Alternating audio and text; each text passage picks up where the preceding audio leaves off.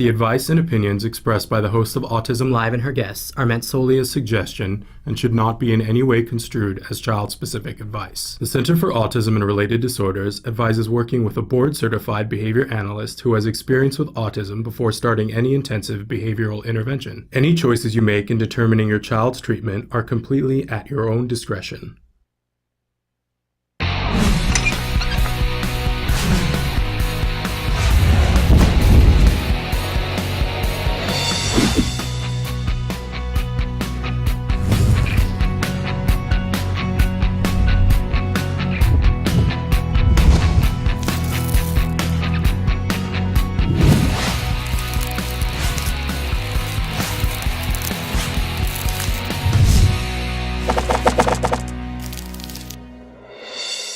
Good morning and welcome to Autism Live. I'm Shannon Penrod and we are webcasting to you live from the Center for Autism and Related Disorders headquarters in Tarzana, California.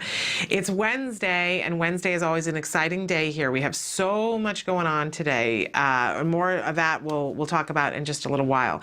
But I want to welcome you to the show. We're going to be with you for the next 3 hours. We're going to be talking about topics having to do with autism and how we can be more efficient and more effective working with our kids on the autism spectrum. One of the biggest subjects we talk about here is ABA, Applied Behavior Analysis, and we talk about it, it's not the only thing we talk about, right? But we talk about it in particular because it's the only scientifically proven effective treatment for autism, and not only is it effective in treating autism, it's effective in treating everybody on the spectrum. Even beyond that, it's effective for all of us. The principles of ABA are things that we can use for ourselves if we want to change our behavior or build a new skill. So very effective for all of our kids on the spectrum, though we know that they're all going to have different outcomes, right? But we can see progress with all of our kids, whether they're greatly affected by autism and are having to work on very basic skills, or they're very high functioning and just need some help and support in some social areas, in communication areas.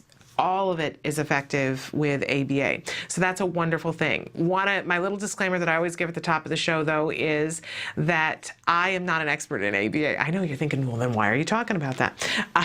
And I'm not a BCBA, a board-certified behavior analyst. I am not a therapist.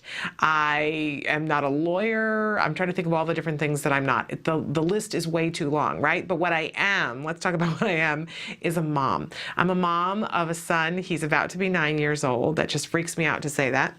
But he's about to be 9 years old. He was diagnosed with autism when he was 2.5, and he's doing remarkably well. He was profoundly affected by autism when he was diagnosed. He had the kind of autism that he regressed into it. So he had been speaking in full sentences, and then little by little, his ability to communicate at all went away. And it was a very terrifying process, but I know that many of you have gone through something similar or in some way found your way on this autism spectrum into getting a diagnosis. And it's terrifying, no matter how it shows up, no matter when it happens. It's the most frightening thing, right? And then the process that you go through of figuring out, okay, well, all right, now that I know, what am I going to do?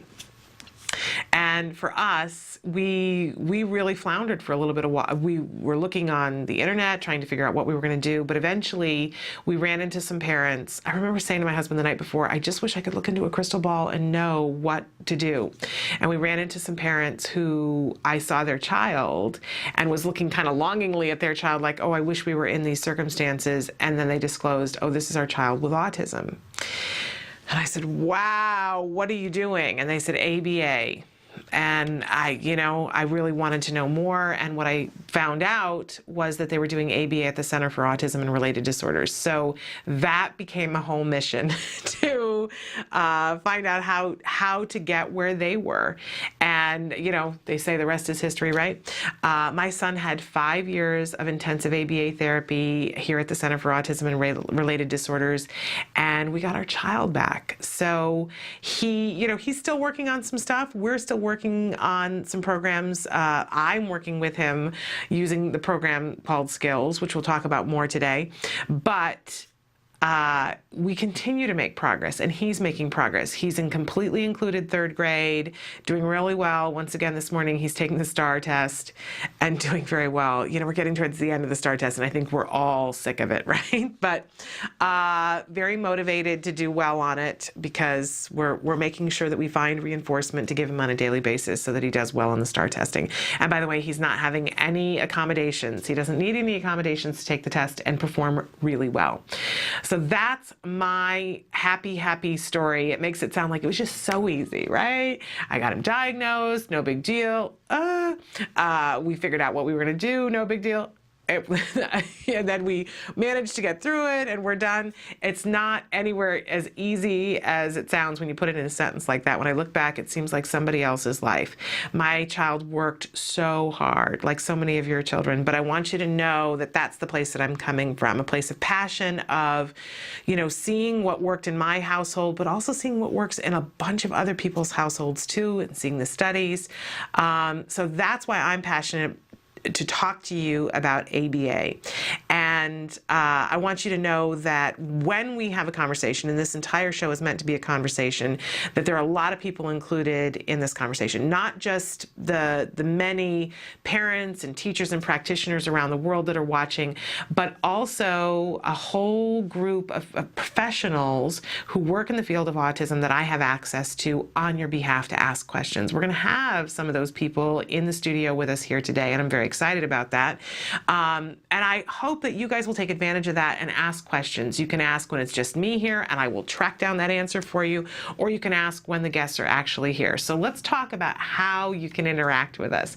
If you're watching us on autism-live.com, you'll see across the top of your screen, it either says live or rebroadcast. If it says live right now, there's a box that says your questions on it. You can find a cursor there and just type away. You don't have to log in or do anything. It's totally free. Hit enter and it shows up right here on my screen. And we love that, by the way, when you do that. If you're feeling like, oh, I don't want to bother them, no, that's what we're here for. So go ahead and ask a question whenever you want if we're live in that way. If it says rebroadcast, or you're watching us in any of the other different ways that you can watch us, you have other ways of getting in touch with us, and one of the biggest ways is via email. So feel free to shoot us an email. We love getting your email. What we'll do is answer your question on the next live show, but we'll also send you a typewritten response. So, and again, free, no cost, but we love to get you the information that you need, whether it's a suggestion, a question, a comment. If you're miffed about something that I said or did, please let me know, because I'm here to serve you, and there's a whole bunch of other people that are here to serve you as well. So use us. That would be a lovely thing. If you're not into email and you're more direct, you want to call, that's fine. We have a phone number that you can call Monday through Friday, 9 to 5. Somebody will answer the phone. If you want to, we can patch you into the show, and you and I can have a conversation on the phone right here, right now. If that's not what you want, that's okay. And if it's after hours, you can leave a message and we'll get back to you as soon as we're back in the office. You can also Skype with us. Skype is a very fun thing, and if you want to and you have the right setup, you can have we can have your moving image, we can have video playing of you in the background, and you and I can have a conversation in that way. There are lots of other ways to get in touch with us, though, too. You can get a hold of us on Facebook, and that's a wonderful way. We have a question of the day, and you guys are answering the question of the day and interacting with each other, and I love that. Really enjoying having an opportunity to talk to you guys on Facebook, and now we have Twitter as well. I am not as proficient at Twitter, but I'm trying very hard to catch up, and you guys can help me to do that. So please feel free to tweet away to us. We really enjoy that. I mentioned that there are other ways to watch the show, and we're adding them day by day as you guys tell us the kinds of things that you want. We're happy to provide those. You can watch us on blip.tv. It's a great way, kind of like a DVR, that you can pause us, rewind. All the episodes are there. You can search topics. Great way to watch the show. You can also watch us on our YouTube channel. Again, you can pause, play, fast forward, do whatever you need to do, search topics on YouTube. And you can also do the same on iTunes. On iTunes, you can download full picture and sound right now, although very soon you're going to be able to download audio only if you prefer. So if you're listening in the car, or if you're going on a hike and you want to listen as you're walking, or at the gym and you have your earphones on, all of that is possible. and coming up. And also, starting yesterday, we are now on Ustream. So you can watch the show on Ustream, which is we love Ustream. They've been absolutely wonderful about getting us started. So thank you to Ustream, and you can watch us there. All right, lots of ways to interact, and I hope that you will, because I know from being on this journey and from talking to a lot of parents, it's so easy to feel isolated, to feel like you're alone. Please don't. You're not. I know that it feels that way, and I in no way want to poo-poo that feeling, because it's a real feeling. But the truth is that there are people standing by waiting to help you, not the person 3 feet from you, you. So take advantage of that. Please do. All right. We like to start every morning with something that I fondly refer to as the jargon of the day. And this is I think of it as our warm-up. This is the time of day when we take a one word, one phrase, one anagram, and try to figure out what in the hey nani nani does it mean. We've all had that experience sitting someplace. We've been waiting for a meeting to talk to somebody about our child, and we're sitting there and say, so tell me, what you see, what the plan is, what are we going to do? And they start talking, and they might as well be speaking a foreign language, right? Because there is so much jargon surrounding autism, surrounding ABA, surrounding psychology, in education. There's so much, it's absolutely overwhelming sometimes. So we need to make friends with the jargon, and we do that a little bit at a time every day. Just by taking one word, we'll give you the actual definition so that we start to learn what those terms are. And then we give you a working definition, not as exact, let's be honest. And I'm sure that it makes some of our BCBA friends a little, because it's not as exact, but we need to get a toehold here, right? We need to have an entry point where we can start to learn some of these terms. So, and if you, at the end of the explanation, still say, I just don't get it, that's okay, because we go back over the terms and we try to put them in context. And I really think for some of these terms, it takes until you experience something, you're watching your child do something, and it clicks, and you go, that's that thing. Okay, so today's phrase, a really important thing for us to know as we're trying to find progress, is extinction burst. I know, doesn't that sound like, I don't know, something in warfare? But it isn't. Our actual definition is an increase in the frequency of responding when an extinction procedure is initially implemented. Don't you love it when a definition includes one of the root words in the definition? You go, thanks, because it's just crystal clear to me now. This is my favorite part of the morning, because I get to make fun of the definitions, right? That are so full of additional jargon. Okay, so let's look at our working definition. Our working definition is a temporary spike or increase in a problem behavior that occurs when the behavior's source of reinforcement is initially removed or discontinued, i.e. the behavior gets worse before it gets better. Okay. It's still not clear, right? When our child is engaging in a behavior that we don't want to see anymore, let's say that the child is hitting themselves in the head, just taking their hands and hitting themselves in the head, and we go, I really don't want that behavior. They're going to hurt themselves. It's going to prevent them from socially being accepted by peers, right? And it's emotionally, it's upsetting to us as a parent, right? Because we don't want to see our child hurting themselves. So what we would want to do first with any behavior is figure out what the function of the behavior is, right? So we're going to set ourselves up for a 3-term contingency that we talk about all the time, that there's the antecedent, it's the ABCs of behavior. What happened before? It's the antecedent, the behavior, right? And the consequence for the behavior. So we would more than likely, especially with self-injurious behavior, call in a BCBA, a board-certified behavior analyst, and have them look at this behavior from a 360-degree view and figure out why exactly, because there's always a reason. I know it doesn't seem like that's true, but it is. And we don't have to make ourselves crazy. We don't have to diagnose it ourselves. We call in a professional and say, take a look at this. Why is this happening? Because we know, and it's been scientifically demonstrated over and over and over again, that we don't do a behavior over and over and over again unless it's reinforcing to us in some way. Dr. Phil says, what's your payoff? What's your paycheck here, right? When we do something over and over and over, it has some sort of payoff. So we always want to look at what's the payoff for the child. And when we figure out what the payoff is, then we're going to put some things in place to change the behavior. We're going to change antecedents, we're going to change consequences, depending upon what the function of the behavior is. So let's say the example is the child is hitting themselves in the head. The BCBA comes in and looks at it, and they're able to determine through a series of steps and looking at this behavior in the environment in which it happens and looking at how it's happened time and time again, they'll be able to say, okay, you know what? As an example, it appears that this particular behavior is, the function of it is attention. Because what happens is the child's being asked to do something and they don't want to do it, and so the parent is busy doing something else, and so the child starts to hit themselves. And the parent goes, what are you doing? And rushes over and says, you know, why are you doing this? Now the child has mom or dad's attention. If that is the case, and that may not be the case for every time somebody's hitting themselves in the head, right? But in this particular instance, let's say that it is. What we want to do is put that behavior on extinction. And extinction is a procedure where we are going to stop giving the reinforcement that we see drives this behavior. So if in this instance it's attention, then we have to stop giving attention to the child hitting themselves in the head. I know this sounds horrible, right? Well, first of all, we have to make sure that the child is safe.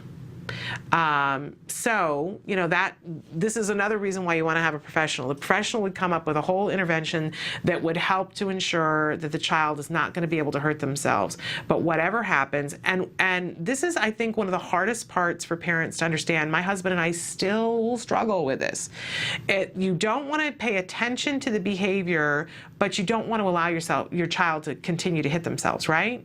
So, it gets dicey sometimes too, that it may be that if everything else failed, you tried really hard to make sure that the behavior isn't happening by giving attention beforehand, but should the behavior start to happen, that maybe you would hold on to the child's hand so that they couldn't hit themselves in the head, but you're not giving attention to the behavior. So you're looking away, talking to somebody else while you're holding their hand down. We call that sometimes planned ignoring. And we're not ignoring the child, right? We're still there, we're holding the child's hand, but we're ignoring the behavior and not feeding it, right? So we're addressing something else. We might be reading a book, you're pretending to read a book, right? Or pretending to read a magazine, or pretending to talk on the phone, so that the child is clearly getting, oh, when I do this, I don't get attention.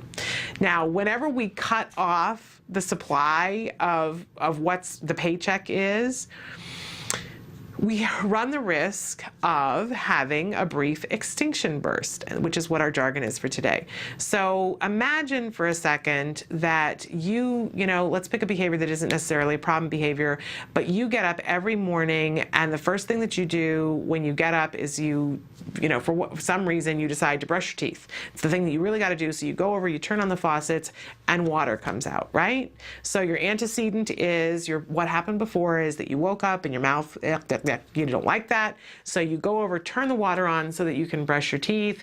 And the consequence of turning the water on is that water comes out, right?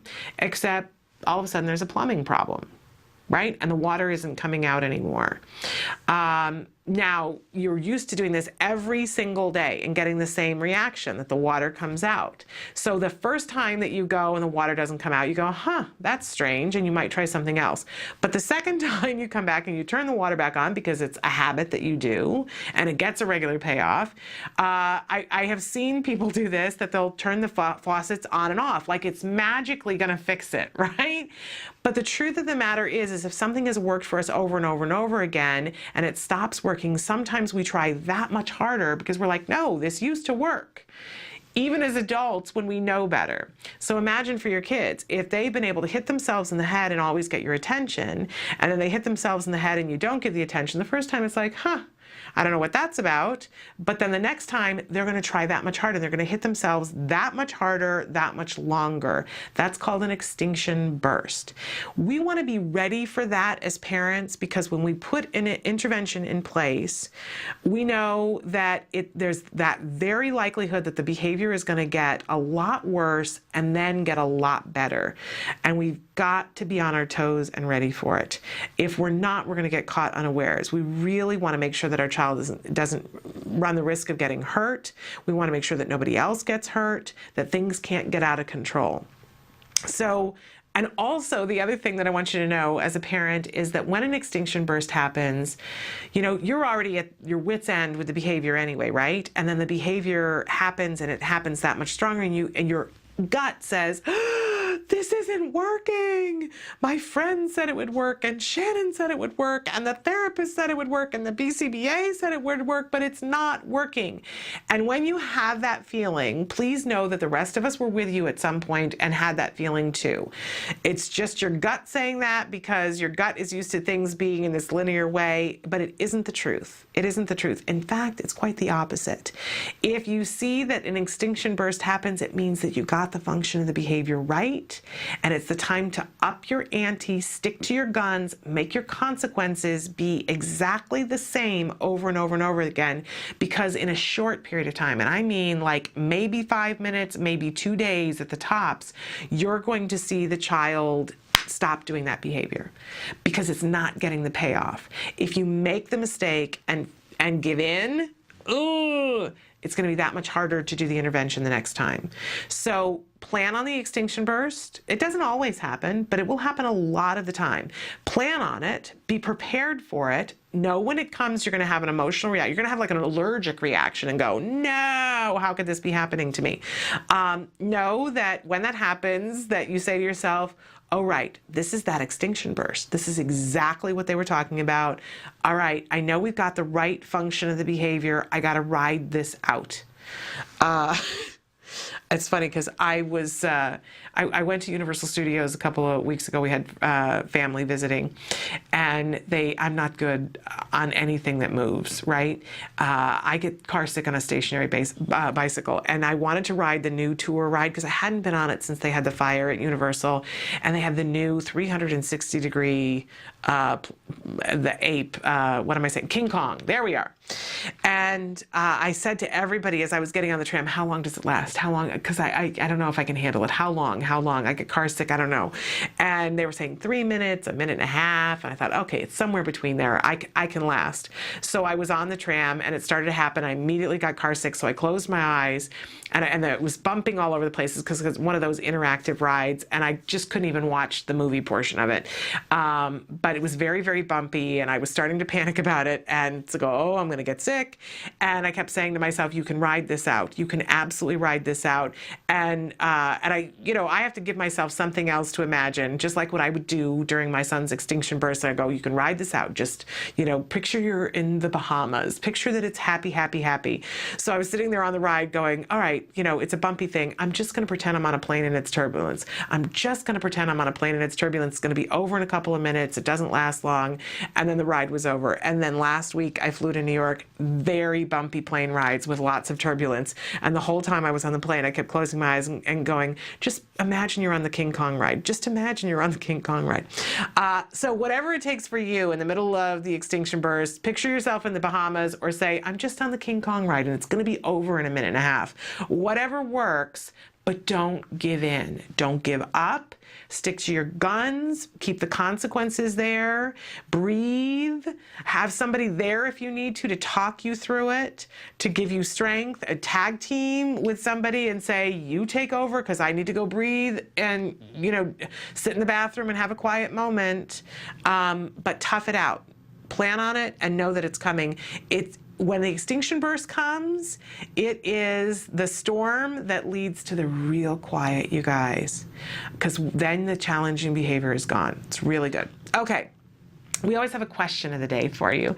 And today's question of the day is meant to get you thinking, participating. Join us on Facebook or tweet to us. Let us know what your answer. You can call us. You can Skype us and tell us what the answer is.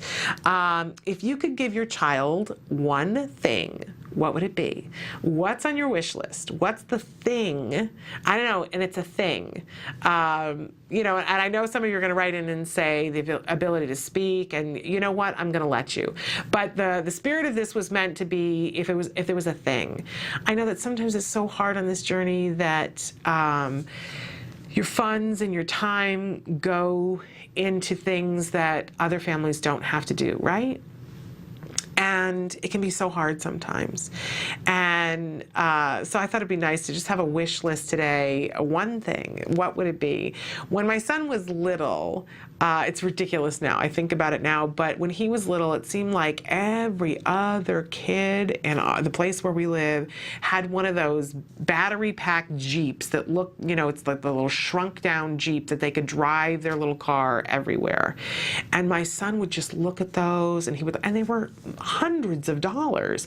And I would look at them and think, how on earth do people afford these things? And we certainly didn't have the money to do that. But it was the thing that I wanted to get him more than anything else in the world. I can't explain it except for the fact that so many other kids had them, and he found it so reinforcing. Now, I'll tell you the good news is that we never were able to afford one of those things. But as I look back on it, what was interesting about it was that when we would go outside and he would see those cars, my son was not always somebody who would seek out friends, right? He had social issues. But when he would see somebody with a car, he would go over and try really hard to talk to them and try to negotiate his way into the car. And some of his earlier first sentences came about because he was trying to talk his way into riding in the Barbie car or riding in the Jeep or whatever. So as I look back, I kind of think of it as a blessing that we weren't able to have the car. But I know that it was something that I wanted to give him in the worst way. So my question to you is, if you could give your child one thing, what would it be? Write in and tell us on Facebook. We'll try to find some time later. It's a busy day, but we'll try to find some time later to check in and see what the things are that you'd like to give your child. All right, let's talk about the topic of the day, because we always have a topic of the day. Our topic all this week, and it's one that's one of my favorites, I like to revisit it on a regular basis, ABA for beginners. So important for me as well as anybody else to get that refresher course. I love to go back over the basics and go, oh yeah, you know what? I already know that. Why am I not using that on a regular basis? I love the duh moments in ABA because it all makes sense, right? Once we start doing it and see how it works, duh. And yet you learn things and you put them into practice and time goes by and you kind of revert back to what you were doing before, right? And you wonder, why are things not as rosy and cheery as they were? And then you go back over the basics and go, oh yeah. Okay, let's go back to trying that. Both my husband and I have had those moments this very week. So ABA for beginners, always a really good topic. And we have a full schedule today. We're going to talk a little bit this morning we're going to do a play tip and some team building, talking about team building. But then at 10 o'clock, we have Evelyn Gould. She's a BCBA. BCBA, again, stands for Board Certified Behavior Analyst. And not all BCBAs are created equally, by the way. When we're talking about autism, we want to make sure that it's a BCBA who has experience in autism and especially has experience in the kind of challenging behaviors that our child is engaged in. Well, Evelyn Gould is a fabulous BCBA who has extensive training with autism, a lot of training with challenging behavior. She's going to be coming in and talking with us today about early intervention, early intensive behavioral intervention, and what that entails for the family, emotionally what it ends up being for the family, what kinds of things that we can expect, and how to deal with all of the things and all of the stress that happen around autism, and doing an intervention that really changes the way you do business in your life, right?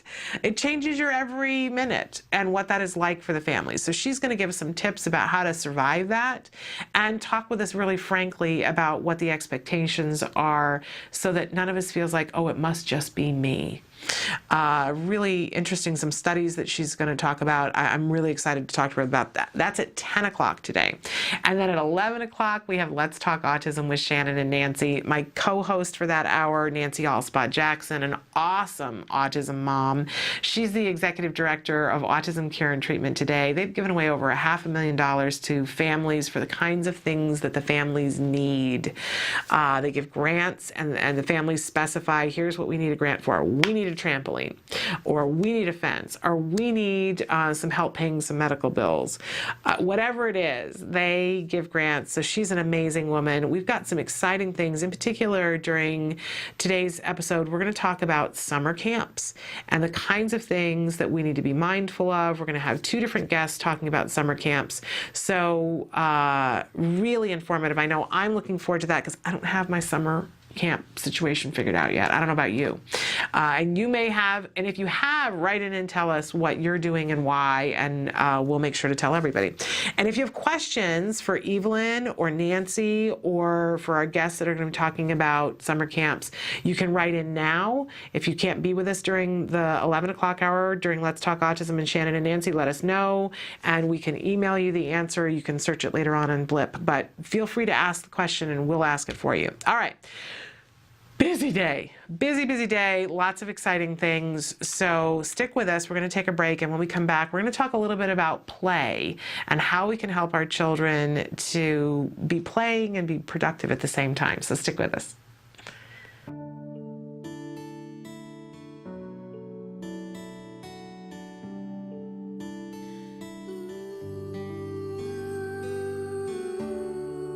I am grateful for Autism Speaks because they allow families like me to have hope. They're working towards having these children live better lives. There's a space for you. Yeah, there's a world for you, and there's a community that is behind you. And one that has really been able to be the singular voice for people who are involved with and who care about autism. I do have autism, but I don't let that become a disability for me. Autism Speaks is going to continue to help those who need it, and just look at all the stuff they've done so far and you will be impressed. 3, 2, 1.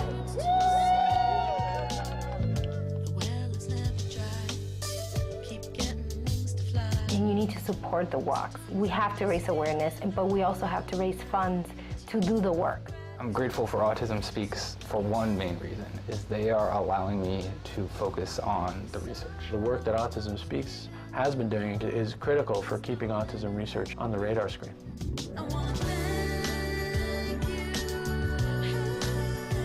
We proclaimed 2 April as the World Autism Awareness Day. I'm very proud of the UN and thankful Autism Speaks.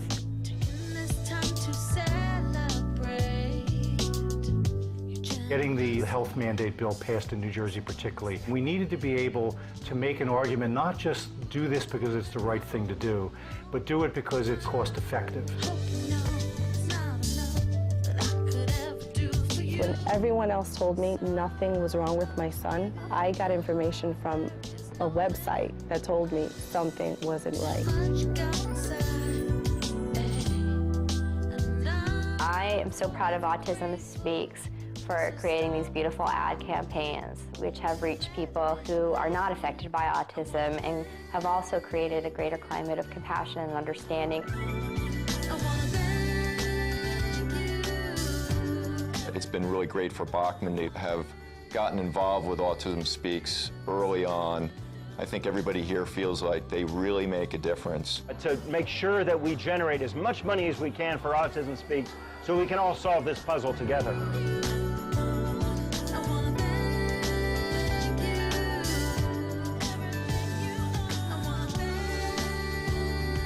There's no way we could have come this far without our families, without our supporters to date, but there's so much farther we have to go. And everybody's invited to join this cause. We need all the help we can get to make the difference we know we can make.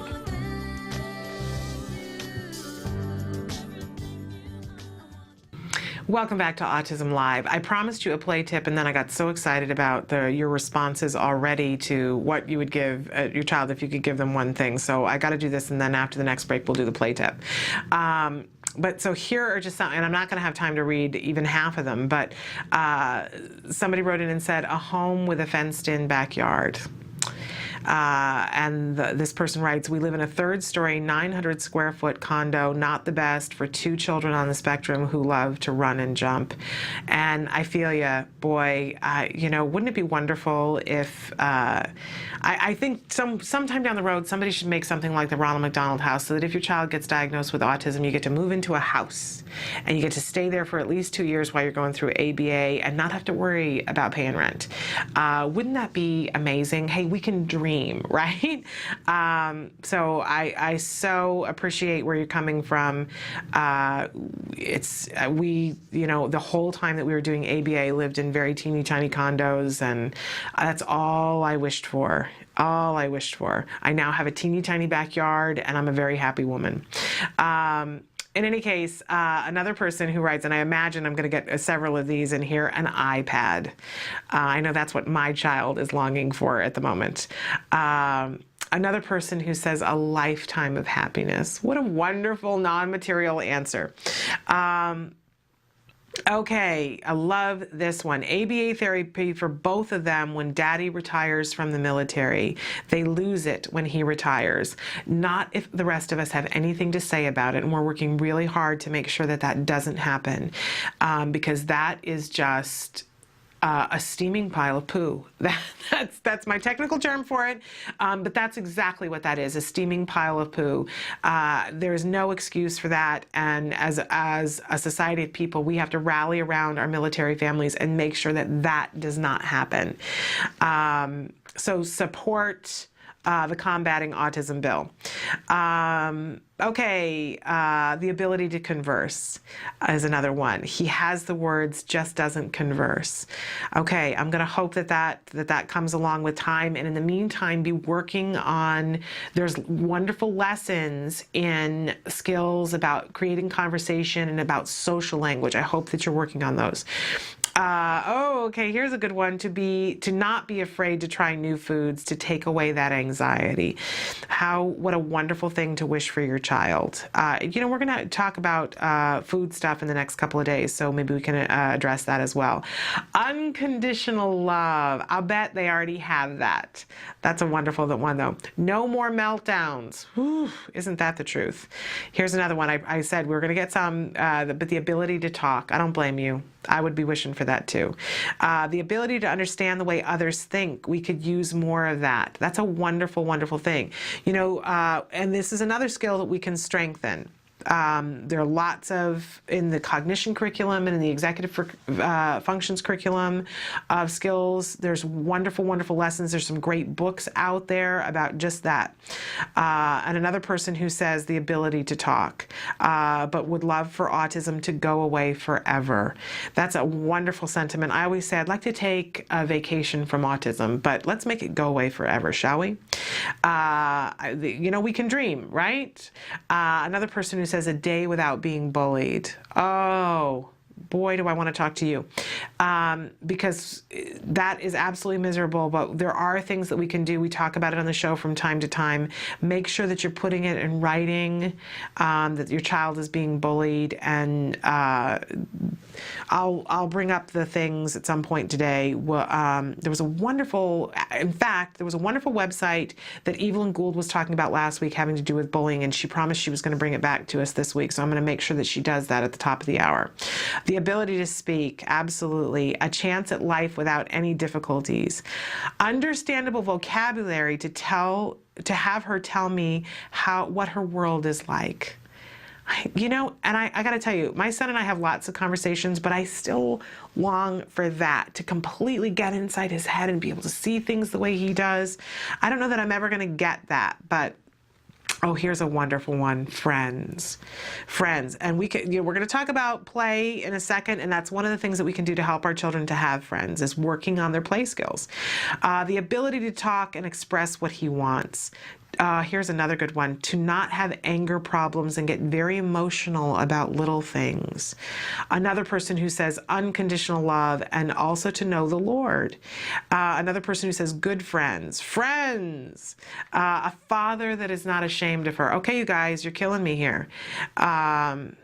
Absolutely. These are things that everyone deserves. Someone who can truly help him. He's 21, and it seems once school is out, there is no help of any kind, not even medically. It breaks my heart. I'm at a complete loss for the first time in his life.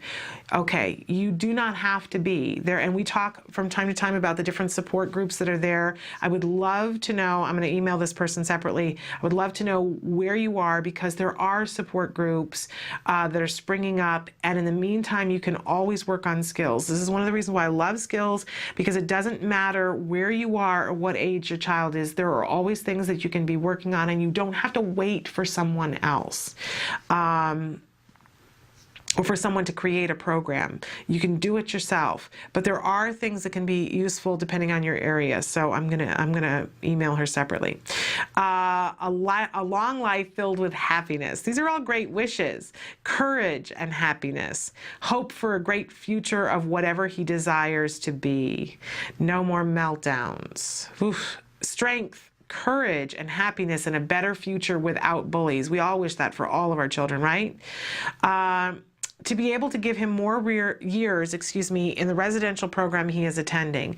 The cost is outrageous, and normal middle-class families can't give their young adult children the help they need to live an independent life. So unfair. Again, there are other resources, and apply for a grant, please. Another person who says, I would give my son an iPad. That's my goal, but I can't afford it right now. It is amazing how children with autism learn on iPads. Please, we're going to have Nancy in here at 11 o'clock today. Please apply for grants, especially when it's something like iPads that are just infinitely, I will tell you quite honestly, there are some things that people ask for that there isn't enough money in the world, right? I would love to say that that isn't the truth, but you know, there are some things that are just so expensive that it's hard. It's hard to give it to one family, let alone the hundreds of families that ask. But an iPad, while it's overwhelming to us while we're on this journey with our children, because financially it just seems so out of range, right? It's incredibly in range for grants, incredibly in range for grants. And they love to grant people iPads because they know you'll use them. They know your child will find it reinforcing. So please, it's not the grant phase right now, but we will let you know when the next grant phase comes up for autism care and treatment today, and please fill out a grant request for it. Yes, there's a waiting list, but you might as well be on the waiting list. That's better than not being on the waiting list, right? And hundreds of people have gotten iPads for their children in that way, and there is no cost to you. It's an extensive form to fill out, but for the possibility of your child getting an iPad in the near future, please do that. Okay. And here is another person who's got another idea. For everyone who would like an iPad for their child, you might consider taking part in the Puzzle Piece iPad Challenge. Here we go. The Puzzle Piece on Facebook, plus check their website. Easy to do. We got an iPad with the challenge. Okay, it involves selling some jewelry, but there you have it. So if that's something that interests you, if you do act today and apply for the grant, you don't have to sell jewelry. But if that's something that interests you, there's some more information, and that's called the Puzzle Piece iPad Challenge. Don't know anything about it, so I'm not advocating it necessarily because I don't know anything about it. But there you have it. All right, we've got even more of them, but let's take a break, and then we'll come back and talk about play skills and something that we can do to help our children so that they'll have an easier time making friends. Stick with us. I'm Joe Montaigne. As a father of a daughter with autism, I know the challenges that brings. Military families impacted by autism wage a battle on two fronts. One for their country and another for their children. I know you God knows we're in a battle zone. Well, I'm fighting the war back here, and I'm fighting it all alone. With 1 in 88 military children diagnosed with autism, the families face extraordinary challenges. But there is hope. With intensive treatment, the lives of children with autism and their families can be changed. You can make a difference. The day we've all been waiting for. To learn how you can help a military child with autism, go to acttodayformilitaryfamilies.org. Thank you. Maybe tomorrow.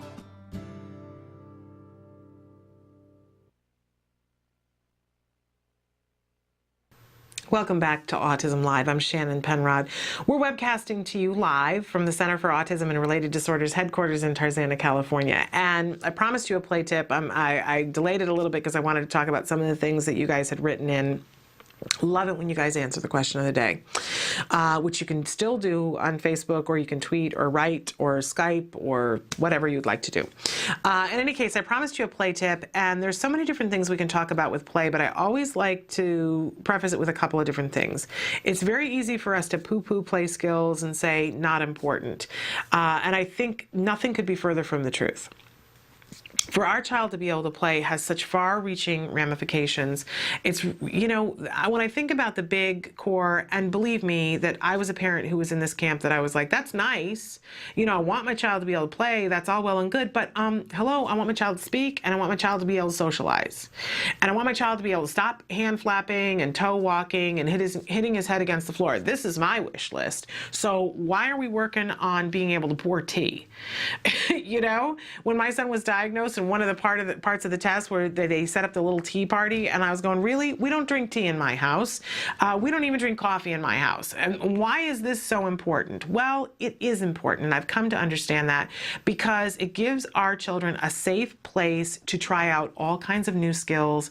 It gives them a really safe place to work on social skills. It gives us a wonderful place to work on language skills. And it's a lifelong pleasure-filled thing that reduces stress. And there are other reasons too, but those are just a few to mention. So, but part of the reason why I think that it's not especially on our list of things to do, besides the fact that we're really genuinely having fear and anxiety about all the things that our child can't do that seem to be life-sustaining, right? But there's also, if it's not exciting to the child, after a while, it's not exciting to us, right?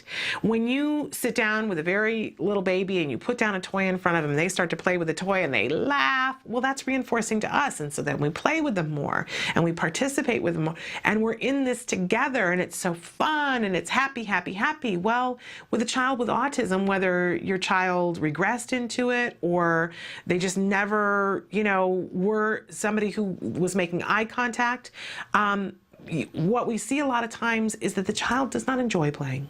They just don't. It's like work to them, or it's boring. It just isn't reinforcing to them, which means it's not particularly reinforcing to us. If you're having to force a child to play, it's not going to be something that's really high on your list of things to do, right? That was certainly the case with my son. There were certain things that he liked to play with and that he liked to do, and I would do those things with him. But if I put a toy in front of him and he wasn't interested in with it, then why would I push it, right? He would cry.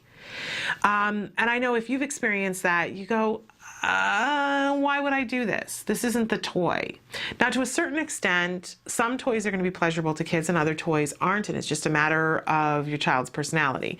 But what we want to make sure is that there's a wide variety of things that our child actually finds reinforcing to play with. That's got to be on our priority list because it's going to help us to teach every other skill down the road. If the child, because we know that in order to learn any skill and maintain it, it's got to be in some way reinforcing to you, right? So how easy is it if we ask the child, okay, well, you know, when you finish doing this, you get to play with this, and they go, ooh, I really want to do that. Fabulous, right? And they're willing to do the skill that's a little bit difficult for them because they know they get to play with the toy. But in the beginning, if the child doesn't even like to play with a toy, if there's no toy that they are interested in, then we got to find other things that are reinforcing, right? And that can be challenging on its own. So we want to make sure that play is reinforcing to them. Like I said, it's going to help them with their social skills. It's going to give us a platform to work on a wide variety of skills, including their language skills. And if it ends up being reinforcing, then we've got more things in our arsenal to teach them the harder lessons, right? My son did not love video games the first time he saw them. Now he would walk on broken glass and do, trigonometry to be able to have the opportunity to play a video game. But there was a day when he didn't find it reinforcing. So we need to make different kinds of play. And notice I said different kinds of play, reinforcing.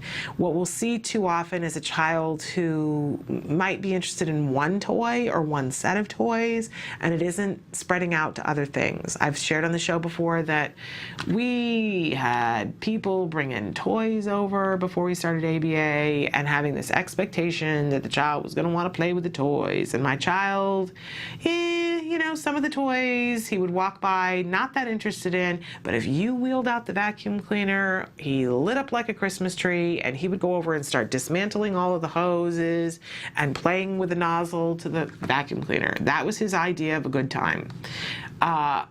You know? And I wanted him to play with the new train set that we got for him, but he wasn't into the train set, or he would look at the wheels of the train set and that was all he was interested in.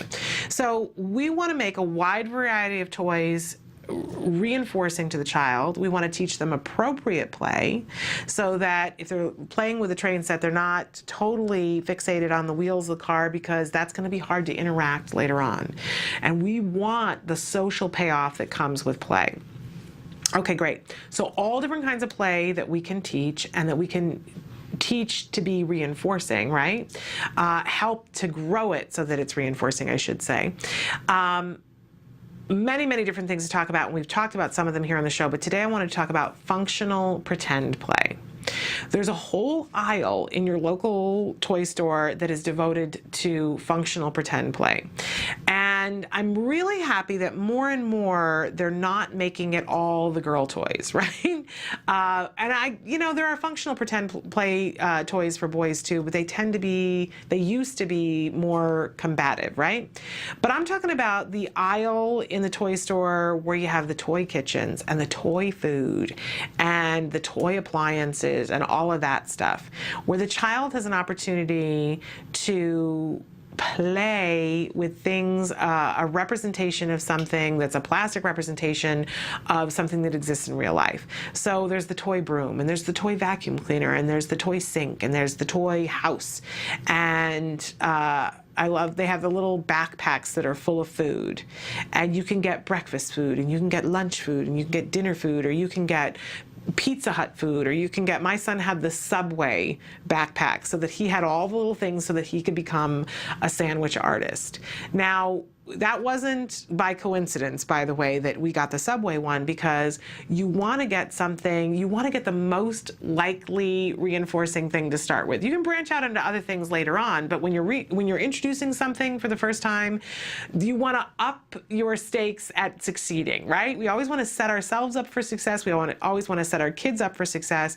And my son was on a very restricted diet, couldn't have a whole lot of things, it didn't necessarily like a whole lot of things, and especially we were removing things from his diet. So he still, to this day, loves the Subway grilled chicken.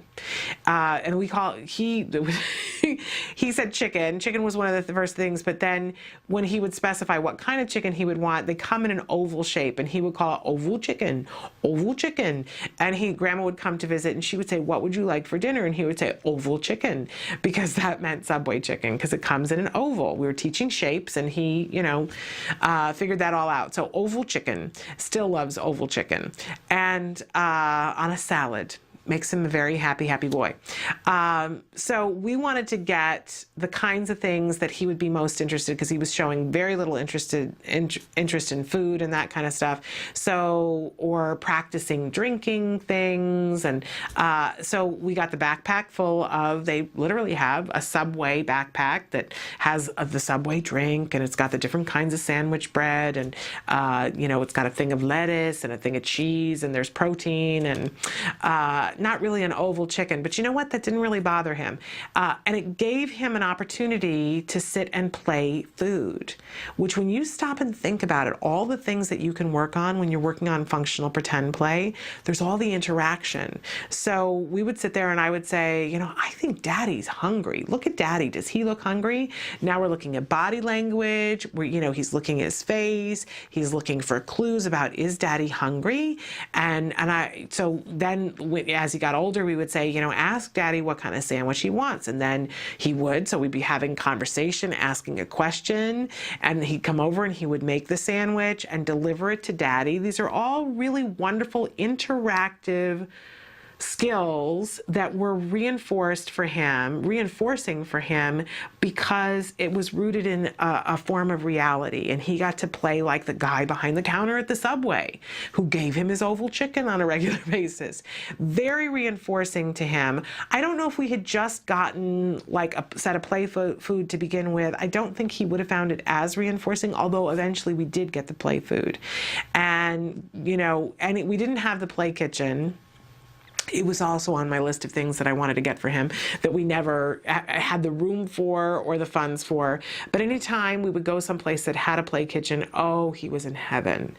You know, there's a reason why they have a play kitchen in almost every single preschool in the world. It's a great place for kids. And it's also a great place later on when we branch into sociodramatic play for the kids to take on a character. And I'll be the mom, you be the dad, or I'll be the dog, or I'll be the baby, whatever it is, or I'll be the fireman and I dress up in the fireman suit, and we're acting out characters and putting ourselves in someone else's shoes. Wonderful to begin to play in a safe way, to consider taking somebody else's perspective. So if I'm the mom, how do I behave and what do I do, which might lead me to be thinking about what's mom thinking about, right? Really wonderful things to be able to do with a child. You can be working on eye contact. You can be working on compliance. So many things, but so important that we make it reinforcing. So if your child has something, take them, I always say the best thing to do, take them to the toy store. Take them to the toy store and see what they're drawn to of the functional pretend play, but don't leave it out. And once you get the thing that they show the most interest in, make sure that you add other reinforcement to it, because when we pair something that is reinforcing to something that's not reinforcing, over time, we can make that thing that wasn't reinforcing as well. So don't leave functional pretend play out, even if it's just sweeping and doing that kind of thing. Some kids really like it. Okay, they're reminding me that it's time to do the A word. It was subtle. Did you see how very subtly they reminded me it was time to do the A word? It is, though, and I love this documentary. This is a really interesting week to watch. I hope you guys saw last week, because we were seeing that Jack Riley was beginning to bite. And it was his way of letting everybody know, I don't want to do what you want to do. I want to stay and play on the grass. They looked at it, did a functional behavior assessment, and were able to see that that was what he was wanting. And so they changed some things, have put in place an intervention to see if they can get the biting to stop. Take a look and see how much different things are this week. And when we come back, we're going to be joined by BCBA Evelyn Gould. Stick with us.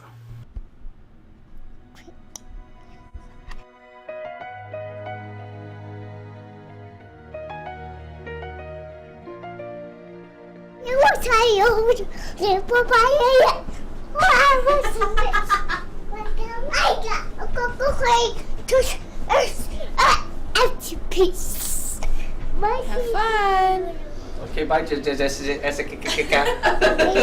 take her. I take. Oh. He's starting to sit a little bit longer, and he gets the idea, okay, if I sit, get my stickers, then I can go. This is actually a 10 token board, but right now he's only on 5 right now, but eventually we'll move him up to 10. It's a good way for him to visually see, that there is an end. Like, once I get all the board filled up with stickers, then I can leave. Jessica does a preference assessment to see what Jack Riley wants to work for before she begins her first trial. Okay, what do you want, pancakes or do you want bubbles? Bubbles. Say I. What pancake? Okay. Do you want pancakes or bubbles? Pancakes. Pancakes? Say, I want pancakes. One pancake. Okay, sounds good. What's your dad's name? Mike. Mike, good job. Here you go. Gonna put the J on? Push J on.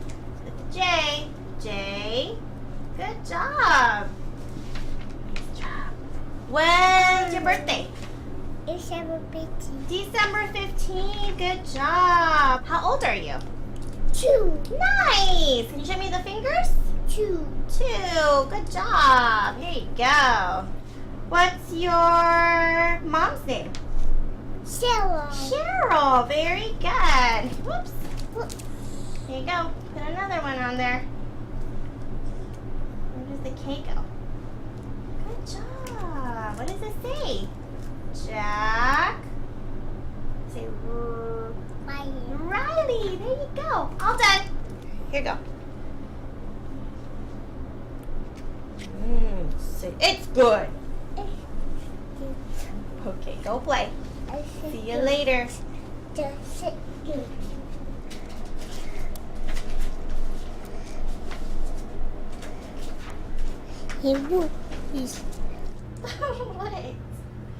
Here, you wanna bring the tractor? Elbows. The pig, yeah, it is a pig. Wait.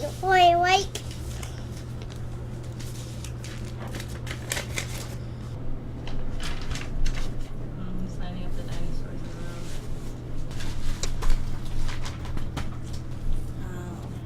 a row. Okay, buddy. Lining up objects is associated with autism because it shows that the child doesn't know how to appropriately play with toys. This is why Jack Riley's therapists teach play skills, so you can learn how to learn. Playing is learning through imitation, and it also helps develop communication skills. This is why the behavior is redirected. Let's make a bridge for the dinosaurs. Are they friends? Should we walk? Let's walk. Let's walk. Yay! Let's go play. What else can we do? Jack, what is this? It's Is it this way? Is it this way? It's a this way? Is it this way? Is it a bridge? Did you make a bridge? Making a bridge. It's a bridge? Can the dinosaur walk on the bridge? Walk on the bridge? Walk. Can you make the dinosaur walk? You do it. Dinosaur walk. Jack Riley, do it. Make him walk. Walk. Here, slide down. Slide. Whee! Ready? I want to do it. Ready? Whee! Sometimes lining up toys can be appropriate play. Jack Riley lines up his blocks to build a bridge. What makes lining up toys an indicator for autism is when the behavior is limited and is the only way the child interacts with the objects. That's more creative, Jack. At clinic, Sabrina suggested to make a visual schedule because he's been having a hard time walking outside. So look, what's this first? There's Dad, there's you, there's Miss Shireen. You're holding hands. Like you're walking on the sidewalk, holding hands. And then when you get to the grass, you stop. You stop. You stop. Yep. You stop. And then what do you get to do? You get to run on the grass. Say run on the grass. Good job. The end. But yeah, so we were gonna show him like along the way as every step, like you walk out, you hold hand and emphasize holding hands. Okay. You guys walking the sidewalk holding hands, and then the next picture is you guys stopping in front of the grass. Okay. Still holding hands. Okay. And then his reward is you get to play. He gets to play on the grass. And he got the concept, early idea. Anyway, we'll see if put into play, will he get it? But I'm sure he'll get it. He'll get it. That. Yeah. Having a destination was the biggest thing for him. Like knowing what the goal was. I think before you say come here, and he thinks it's over. And yesterday he'd be playing and Cheryl would say come here, and he would run down, and then she'd whisper, you want to go to the grass? And he just was. Good. I think it's all been about, now we have to go in every time we call him. Every tantrum he has are really a lot of his bad behaviors because he doesn't know. What do you have to do first? Remember? What are you gonna do first? Though? Hold what? You want to do it or you want me to do it? Hold what? Since he sees your picture. Hold hands. Go hold hands with Dad. Like the picture. Good. All right. Remember like yesterday. 15, 16, 17, 18, 19. See, we still hold hands. No, we still hold hands. Stop. Right? No, we still hold hands. Where do you guys know that? Right here, and then we made him ask. Yeah, then we stop and make him ask. And you say, I want to play on the grass? Okay, go! Yay! Go, go, go! Have you hugged your tree today? You gonna kiss it too? Tree hugger energy. Come here. Come here.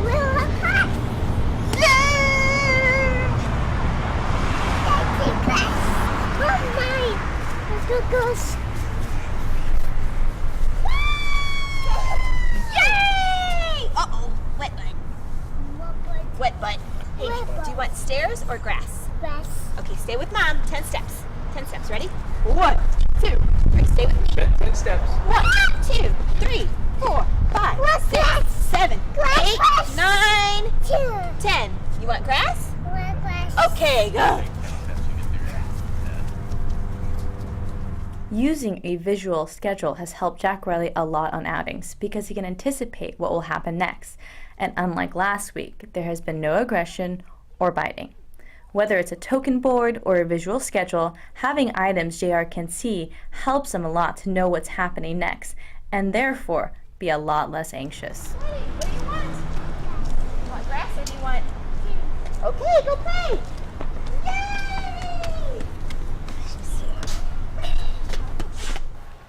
Welcome back to Autism Live. I'm Shannon Penrod, and I'm so thrilled. It's Wednesday, and it is the 10 o'clock hour, so we have Evelyn Gould with us here in the studio. She is a BCBA, and she has extensive experience working with autism, and and all of that's wonderful, and you're such a great resource for that reason. But what I always say that I love about you, Evelyn, is that, and I love so many things about you, don't think it's only that I love about you, but I love the fact that you get that parents have this other stuff going on, and you allow for that. When you're talking about how to intervene with a behavior or something, you allow for the fact that we're having a life and emotions, and that we're ready to have a meltdown, and that we've reached critical mass. You know what I mean? Mm-hmm. And a lot of times when over the years, I've heard people speak, and they line out these beautiful interventions for something, and you go, yeah, that is just brilliant and wonderful, but where in the heck does that fit in laundry? Yeah. And I got to go to the grocery store, and the realities of life, I feel, sometimes get left out. Just can't deal with one more thing and kind of deal with all this other stuff. Yes. Or that I might be able to deal with that next Wednesday, but today, oh no, today that can't happen. And I really feel like you get that, and you talk about that, and allow us the room to have our feelings, that we're gonna have feelings, that you start from that point, which is so wonderful for me, and I know for other people too, because they've written in and said that. So thank you for constantly being the person who thinks about what it's like for us on our side of it. That's such a huge thing. That's a huge gift that you have. And I know we've asked you to come in today to talk about early intensive behavior intervention and what it does for the family, what kinds of things come up in a very realistic way. Not in the, oh, airy-fairy, isn't it fabulous? Because I know a lot of you are out there and you're watching and thinking, okay, I want early intensive behavior intervention, and I want it for you too, and Evelyn wants it for you too, and but it's not like it comes with a little magic wand and everything gets easier. In fact, it's a hard road. For a lot of us, it's really intensive and emotional. Yeah. I mean, I can't even imagine how intrusive and challenging it would be to have that on top of all your other stresses that you're trying to deal with having a kid with autism. But the interesting thing is that we talked about, Shannon, is that really no one, it's only a recent thing that people are actually asking questions about, well, what is it actually like for these families that have early intensive behavioural intervention? The focus is very much always just on the child and helping the child, and no one's really paid that much attention, it seems like no one's really paying that much attention to the parents' experience or what's going on with the parents and how can we help them cope with having a child with autism. It's all very like, help the child, even parent training, you know, I'm saying that I've done it myself, like where you're doing parent training and it's really focusing on helping the child have a better experience of life or have a better experience of the family or better interactions with the parents rather than trying to help parents cope with what they're going through. Yeah. So and in the research it's the same. Like there's only recently been some studies or people doing preliminary kind of surveys and stuff to figure out, well, what actually is it like for parents? And yes, we're seeing great outcomes for the child, but is that actually having an effect to help parents' levels of stress go down? What are they going through? And how can we better help the whole family, not just this child? Yeah, and I think there is more awareness now, and you hear more people talking about it, and I'm thrilled that the conversation has started, because I remember we were so fixated on getting started on ABA, and then we did. And I think with a lot of things in life, when you are waiting in anticipation for something and then you get started, there's that sort of honeymoon phase, and then you get in the middle of it and realize, oh, okay, this is fabulous, but this is going to be a long haul, and I had no idea that my life was going to be affected in this way. And then both my husband and I went, ooh, I think we need some help with this. Like, who do we talk to? Where do we go? Is there a parent support group? And at that time, there wasn't. Now I see them springing up all over the place, and I really appreciate that. But if for families, let's start at the beginning. For families, what kinds of things should they know starting EIBI? Well, Shannon, I think that you do a great job on your show with talking about things that you should think about and providing support for things you think about, because one of the major things that seems to come up for parents who embark on EIBI programs is this therapist stress, or stress related to having a team of therapists. Now here at CARD, if you live within a certain catchment area, the way they work is they give you the therapists, or they assign the therapists to your team, I believe. And so you don't have to go and recruit therapists, but that's not the case for a great deal of parents who are trying to set up ABA programs, particularly outside of America, in the UK and so on, that parents are responsible for hiring their own therapists and putting together their own therapist team. So that in itself becomes a really stressful experience if you don't know what you're supposed to look for. How do you even go about it? And then how do you know if someone's going to be good or not? And then when you do get a team together, you have to struggle with like paying them, scheduling them. What do you do if they don't turn up? What if you have high staff turnover and so on like that? And that actually is a really big stress for parents, managing the team and then having these people coming constantly in and out of your house as well. Yeah. That's a big stress. I did not have to put my team together. I was so lucky, so fortunate that I did not have to do that, because that would, I'm sure, I don't know that I could have handled that. I really don't, quite honestly.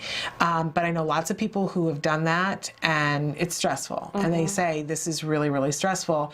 I gotta remind everybody, we talk about how stressful this is, but it's worth it. It's all worth it. Yeah. But if you could have some skills to get through it, or some things to think of to make it easier so you don't have to reinvent the wheel, then maybe it could be less stressful, right? Absolutely. And I guess that's what we're getting at today, just talking about like what can you do that's practical that can help decrease the stress, and what are EIBI providers and so on, what should they be doing to actually help support families? They could do this better. And so things like perhaps having a therapist liaison person, or some person who's like has information for parents about how to recruit. Like you have a show that you do sometimes on, I've seen on Skills Live, where you give advice to parents about recruiting and how to go about it, and what types of things you should think about, and what types of people, and how to interview them. How to interview them, and that's really, really helpful, I think. Yeah. And how to check to make sure that they're not registered sex offenders, and we talk about all those things.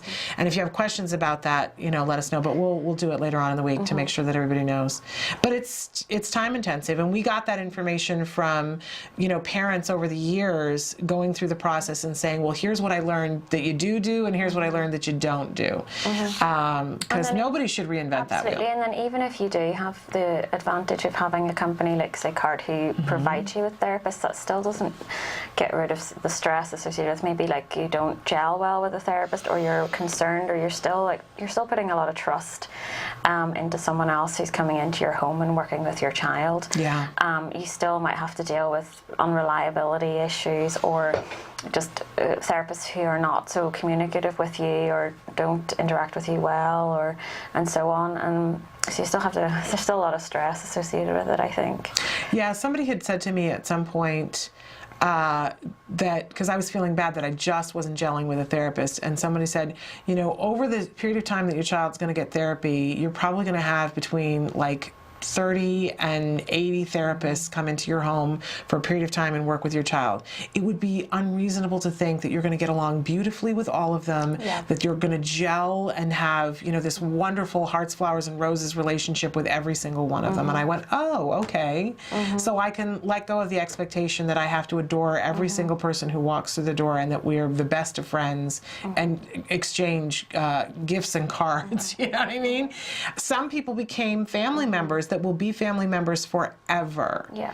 And other people were just people who worked in my home, and you know, that's just how it worked out. Yeah, I can imagine it must be very difficult, because these people are coming into your home like every week, maybe a few times a week, and they're coming into your personal space. And especially if you have a program going that's like a net or natural environment style program, or you're working on generalization or something, and you potentially have these people going into your bedrooms and your bathrooms and, you know, into every nook and cranny of your personal space. And so it's hard to wrap your head around allowing someone that you don't gel very well with, or I don't know, just don't click with doing that. I know I would have a hard time with that, and so I guess it is helpful to just think about it as they're coming into, they're working in my home as if they're coming to clean it or something. Like they're not, but I mean they're not, though. They're working with your child, so I don't know. It's really hard, I imagine, to kind of get in that headspace.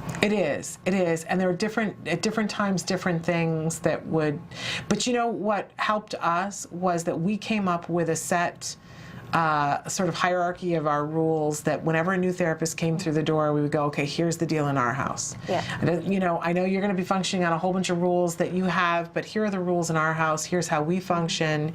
Here's how we would like for it to work. And that helped everybody. I think that's really important, because the fact is these people are working for you. And so, you know, I wouldn't expect to go into any kind of job and not be given like the handbook for working at the place that I'm working at. This is what's expected of you. This is what we expect in terms of professionalism and dress and that kind of thing.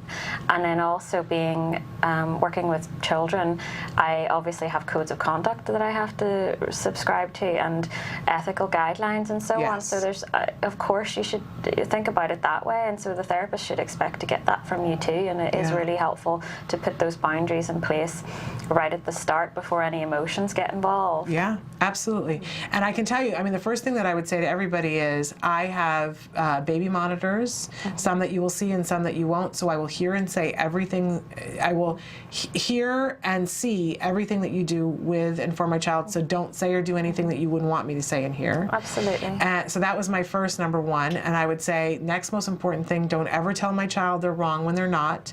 You know, if you're working on a lesson and he skips ahead to something else, don't tell him he's wrong, because that's the lesson. Because that's a pet peeve of mine. And I would say that's the thing that I will get maddest about quickest, so don't do that and we'll be all good. Don't ever be afraid to ask questions, because we have devoted all of our time and energy to making sure that our child has this therapy, so please ask questions. Don't assume that I think that you know everything, because I'm sure you don't. So ask where things are, ask questions. We'll be happy to answer questions, and we'll support you in all that you do as long as you ask questions. And my other big thing that wasn't the first 2 years, but after 2 years, he had progressed to a point where I said, I prefer it when we go on an outing that you allow me to talk to him and you talk to me, because different parents, different things. But I said, you know, talk to me about what you want me to say to him, but I know that someday you're not going to come anymore, and I have to be able to make this work when you're not here, so I want you to talk to me, not him, when we're outside the house. And they would go, I can do that. Yeah, I can absolutely do that, because you're absolutely right. And at that point, when you're doing stuff like community outings, it needs to be very much the people that are actually going to be in the child's life, that are doing the intervention, and that you're just there to support them, and you should be feeding yourself out. It's hard to do, though. But it is hard to do. It is hard to do. It's hard. I mean, I see that when I go to school with my son and the teacher's asking him to do something, and I go, you know, make sure you do, and the teacher's like, please let me handle it. And I'm like, I know, I do the same thing. It's very hard whenever I'm out with a family, and I'm just like, I just want to fix it. Yeah, exactly. And you need to guide, up, and maybe that requires feedback afterwards if you can't do it at the time. Right. But yeah, completely like laying out your boundaries is really important, and I would be very suspicious of anybody who wants to exclude you from your child's therapy. Yeah. You know, there shouldn't be, it should be, a therapist should be able to be comfortable with you seeing whatever they do, and if they're not, then there's a problem. Yeah, it's not okay. For whatever reason, there's a problem.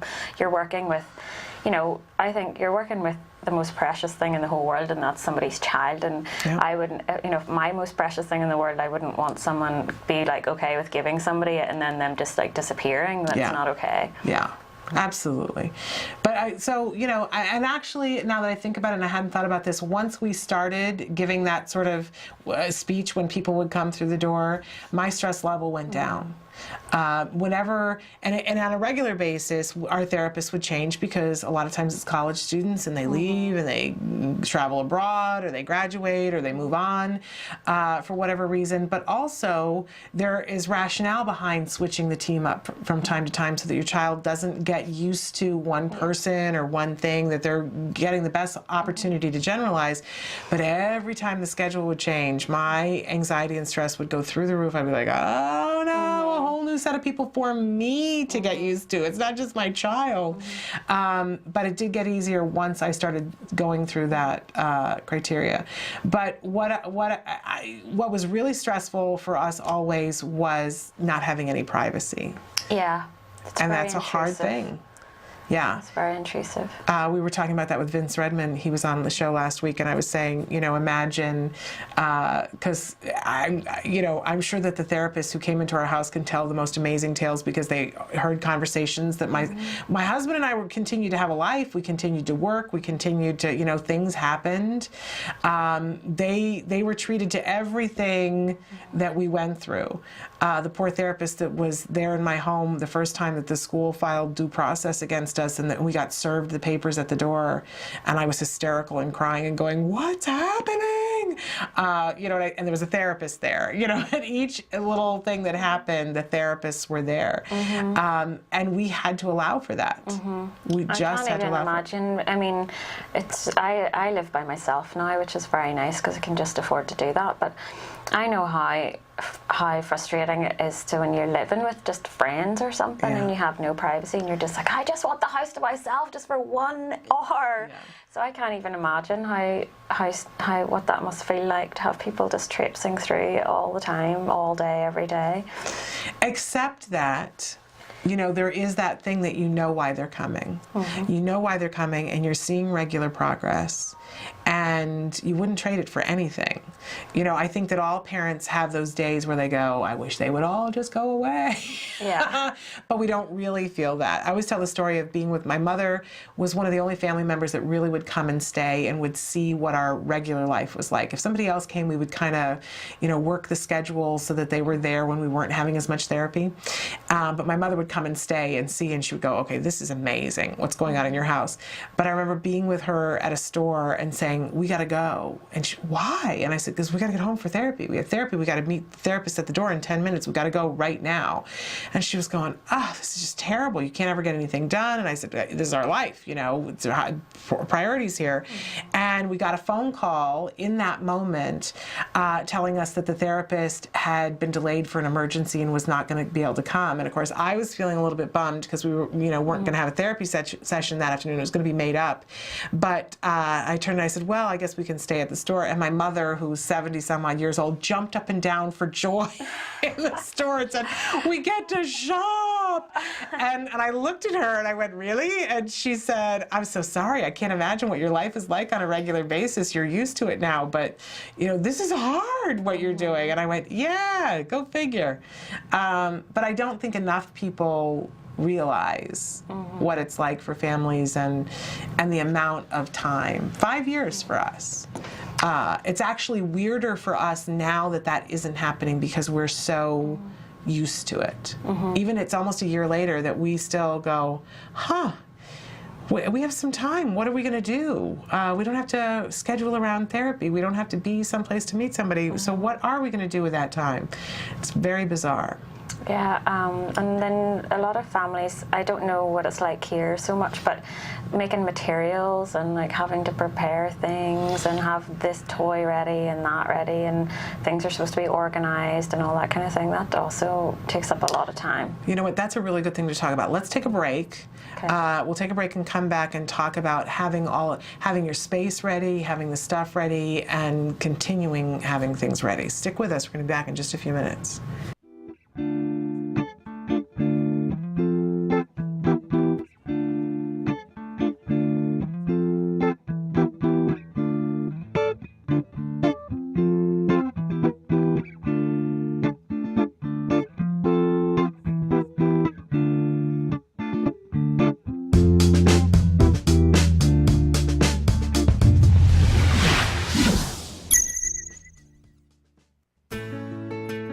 Skills is a revolutionary web-based program that incorporates comprehensive assessment, curriculum design, progress tracking, and treatment evaluation for children with autism all in one place.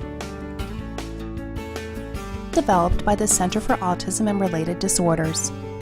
Our approach is based on over 40 years of research on the principles of learning and their application to improving the lives of children with autism. How does Skills work? Created with speed and simplicity in mind, Skills was modeled on an easy 3-step process. Step 1. Start assessment.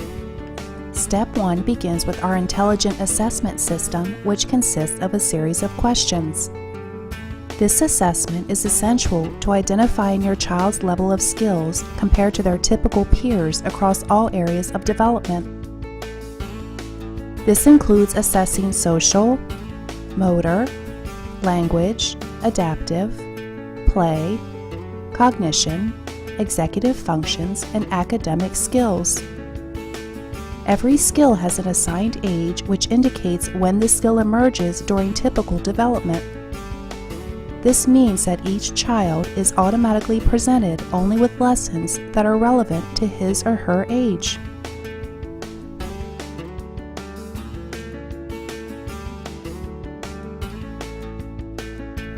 Step 2.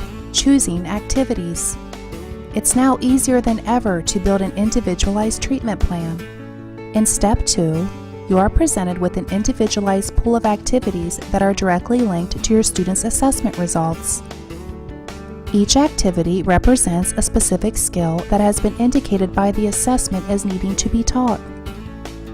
Activities are categorized by curriculum and then by lesson.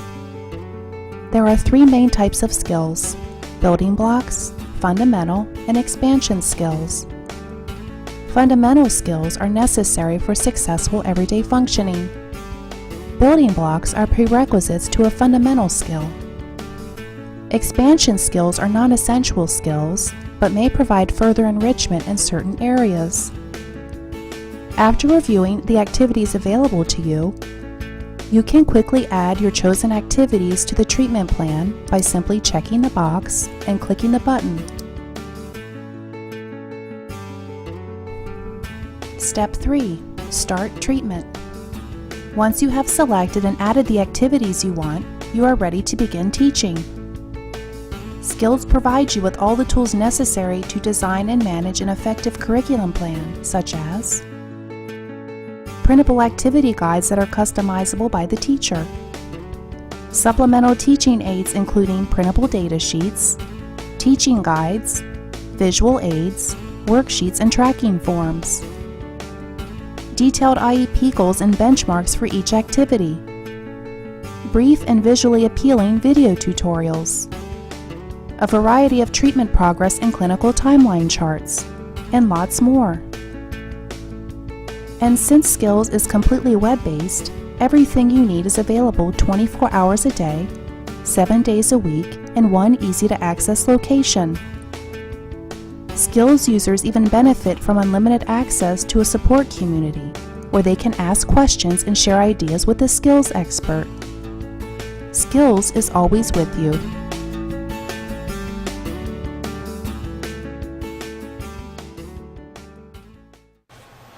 Welcome back to Autism Live. I'm Shannon Penrod, and our special guest right now is the wonderful Evelyn Gould. She's a BCBA with extensive experience dealing with autism, and in particular, a lot of challenging behaviors that you've dealt with across your career.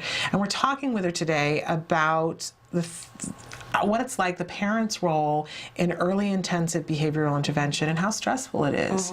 That so often people talk about how, what it's going to be like for the child. I think we've had more talk about that in the last 7 years.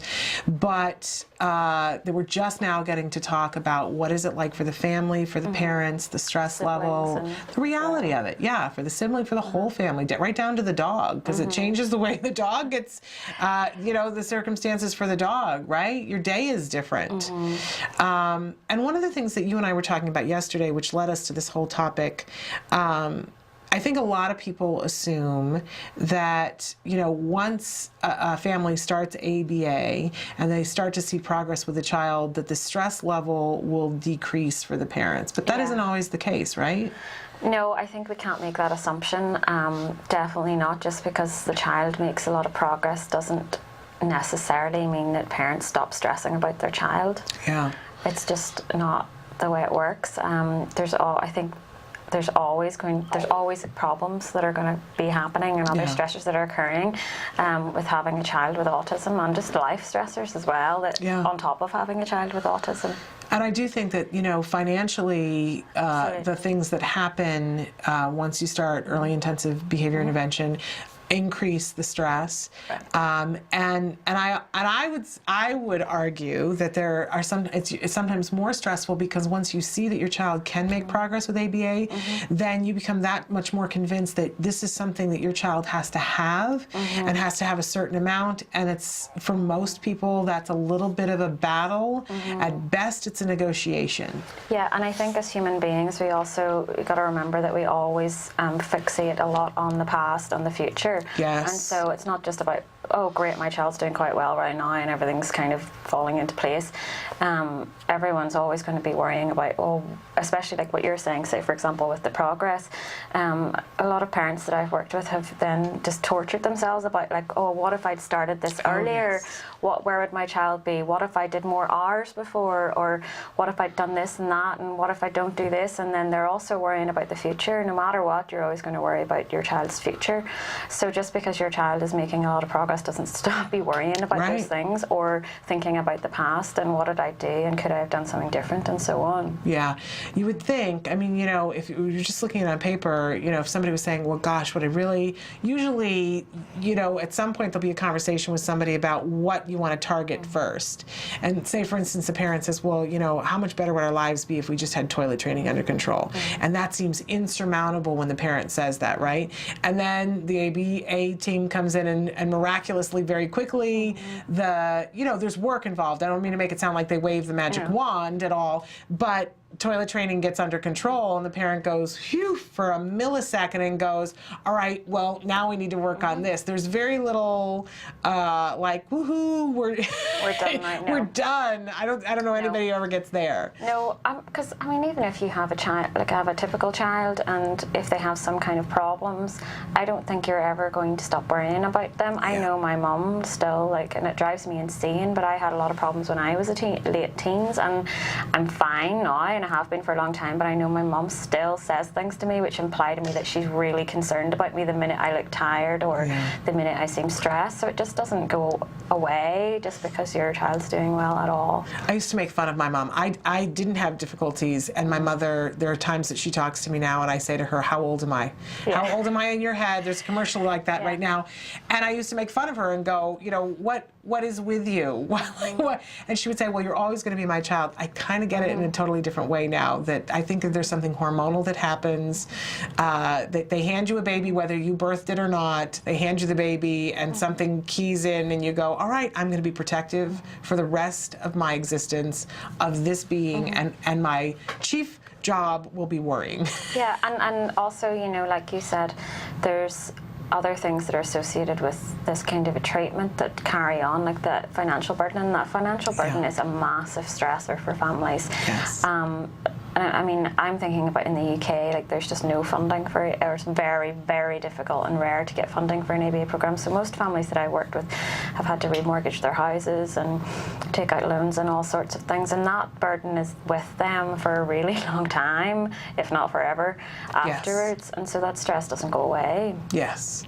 Yeah. I mean, I have never worked with a family who's regretted it or said that that it wasn't worth it, but it doesn't mean that it's not a major stressor. Right. It is, and it's an ongoing thing. I've said before on the show, I don't know that I still cannot see a year later, and we had the benefit of so much that was provided for us by the state, but still we had to become a one-income family and all the devastation that created. I don't know that I'll ever see a day where financially we're completely, like, without ramifications of everything that happened. I don't know. I'd like to imagine that day exists, but I wouldn't trade any of it. And I don't know if it can be for any families, because even with insurance mandates and so on, you're still having to fork out, even if you have the benefit of being insured and your insurance company funding your program, you still have co-pays and all sorts of other stuff that you have to pay for. And like you said, you know, if families are required, or if a parent's required to be there, then maybe that means a parent giving up a job and like all sorts of things. So the financial burden is just unavoidable. I mean, the extent of it could vary, but it's unavoidable, really. Holly Robinson Peete did a blog about a year ago, the 8 things that she wished that everybody in the world would know about autism, and number 1 is that no one can afford it. And I always think, well, if Holly Robinson Peete can't afford it, then absolutely no one can afford it. So there you have it. So I think that is one of the great common threads, and it's different for everybody, just like our kids are different, but financially it is very stressful, very, very stressful. So we were talking before the break about the fact that getting things prepared and having stimuli and having the toy available and having the room set up and all these things, that's part of the stress too.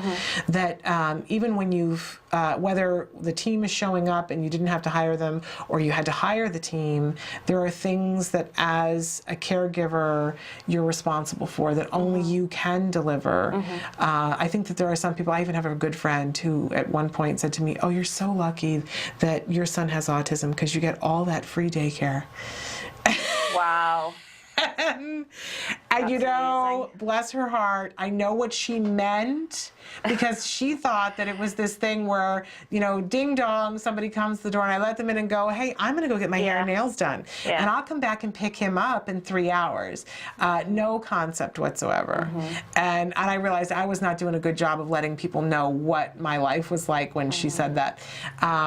And there was no malice intended, but yes, I wanted to go, seriously, you need to rethink that statement. Because there's a lot of stuff that you need to be responsible for and have ready, and stimuli and things that you were talking about, regardless of whether, but even more if you're directing the team. Yeah, if you're running a team yourself, exactly. And if you don't, if you're running the team yourself, sometimes you can get a good therapist who will be able to do those things for you, and you can delegate delegate things to maybe your lead therapist or whatever. But that most of the time, I mean, those therapists are going to want to be paid for that time. Yes. So a lot of the times parents do try and do it all themselves, and it's very, very time consuming. Like you totally underestimate how time consuming this stuff is. I used to have to do stuff, I would make stuff myself as a supervisor just to get it done, because sometimes you could be waiting a while for stuff to get made and then you can't begin teaching the child, and that would frustrate me. So I would spend time making stuff, and it's so time consuming. It is. I have to say that, you know, now with the advent of the technology, and we had a gentleman on the show the other day that has this great app that's $2, and it helps you to be able to make flashcards with your own pictures really easily. And I went, "Oh, where were you when I was doing this stuff at 3 o'clock in the morning and cutting, you know, trimming a picture and laminating it and doing all this stuff, and then being told your picture's not good enough and having to do it again." Then you got it from I remember having to take pictures of before, during, and after events that Jem was doing, like, you know, so I had to think think through, okay, what kind of picture do I want it? Because it needed to be him, actually. So it was like putting on your socks and shoes. So I had to go get a picture of the blank feet and then get a picture of one sock on, one sock off, and, you know, photo shoots that we would have.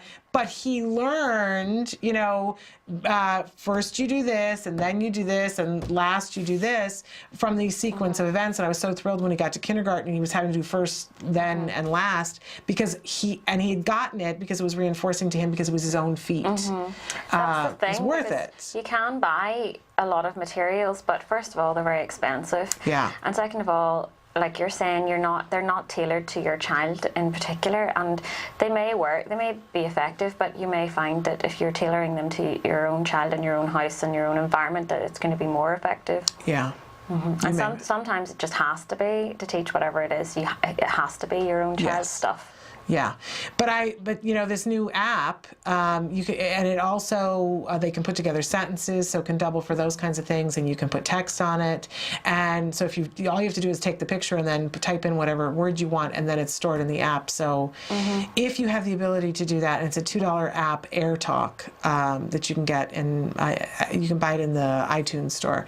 But you know, for those of us who are still living in the Ice Age and we're cutting out flashcards and stuff, it's time consuming. Yeah, I mean, one of the things that was good that in the place that I used to work in is that some of the families that I work with whose children did really well and then they graduated from their program, the parents would donate all the materials to the centre so that we could then give them out to other families to save them the work. So that kind of lending library really can be helpful if you have some families who are also in the same area doing programs. Maybe you can do some sharing of resources or sharing of time, making resources, or get together over a bottle of wine and make stuff. I don't know, try and make it a bit more reinforcing for yourselves. Because there are some flashcards that you could share with. You know, if it's something from the community, I remember we had to go around and take pictures of all the different stores that we went into, and to have those. There are lending libraries too that they online now, that there are some people who will share their pictures online for that kind of thing as well. That's a really good idea. I mean, but again, I have to say that it can be time consuming even trying to find those things. Yes. So if you know somebody who maybe could do the research already or has done it already, even can point you in the right direction, that could be really helpful. Yeah. Another reason why, you know, having that local support group and the more global support groups, so that you can lean on somebody. I was saying this the other day, that when we were at the Autism Walk for Los Angeles and talking to different parents and hearing, you know, it was very interesting how the stories would go. There would be people who had very little kids and they were saying, we just started ABA and this is our first time at the walk. And then when we would talk to the different advocates and the different organizations, they were always parents of kids, almost always, who were 8 and older.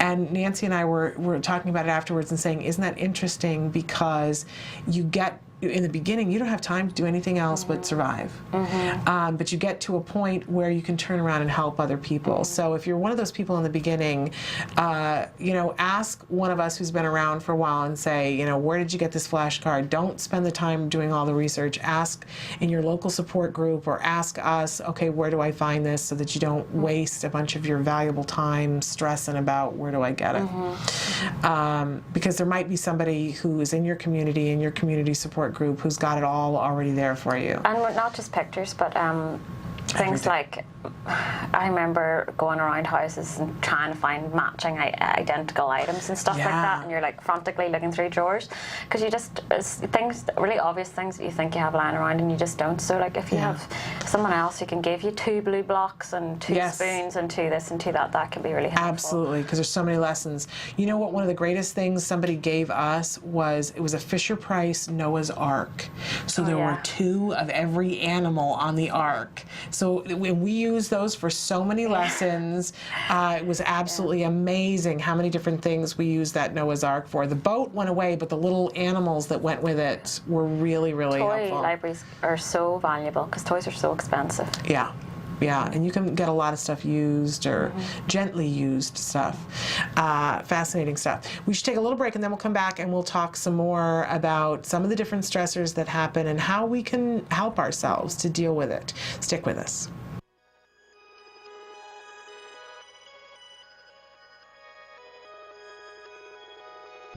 When Maddie was diagnosed, I'll be honest, I was very ignorant on what autism was. I knew that autism was basically something that hit boys at the age of 2 to 3. They shut down, and sometimes you think of the typical Rain Man movie. And with Maddie, she was doing all the same signs and symptoms of a typical child with autism spectrum disorder. Stand up. She didn't even acknowledge us coming into the room. She had barely any eye contact. She didn't interact with her sisters. She didn't really do anything. She just basically lined up her toys, and that was about it. We have a team of 7 volunteers, or 8 now. We have 8 volunteers, including my husband and I. And I'm the team leader, and so I do all the curriculum and get everything ready each week. Jana was downstairs until 11 o'clock at night working on curriculum, going through 2 different textbooks. And then we, as a group, meet on Monday nights, and we would go through what the curriculum was from Jana. And a lot of times we would go, well, how exactly do you do that? How do you sit her at the table and do this trial base?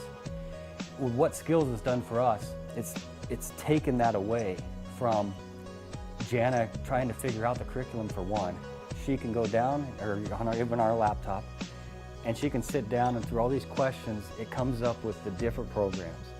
At least for me, it was a relief off my shoulders. I was worried that I might be missing something, missing a curriculum that maybe she needs to know, where Skills, they have every possible thing your child needs to know from 0 to 7. They have a program for that. What noise is this? Good job! Every program that we did with her, I knew it was specific for what she needed to learn. Because before Skills, it was a lot of, okay, well, is that really age appropriate for a 2-year-old? You know, because it's not generalized. It's anywhere from 0 to 7. This is what your child needs to know, and in most manuals you'll find. But for this, okay, yep, she should be learning this. And no, she's not 4 yet. She doesn't need to know that yet. We are so fortunate that Jana was able to attend a conference put on by CARD that opened the door for Skills, and that there's no looking back for us. We started using the program in November. It seemed like by January something just clicked, and she has completely kind of came out of her fog that she was in for quite a while. I have never read a documented case on any child that has not benefited anything from applied behavior analysis, and now with this new Skills and being, you know, like the E version of ABA, I can't imagine it doing anything harmful to their child. It's nothing but exponential growth for us. To see her now, it just blows us away. I mean, we call her our little miracle child because in 7 months' time, she's just blossomed into this normal, functioning child, and suddenly, we joke about it all the time, like suddenly we have twins. If you're even thinking about doing it, do it. Because the absolute worst thing you can do is do nothing at all. And even if you use this program and it's just a single mom or a single dad working in the evenings with their child, this program is going to benefit them. It's going to show you where they are, it's going to show you where they need to go, and it's going to show you what skills and how to get there. It is an online book on how to help recover your child.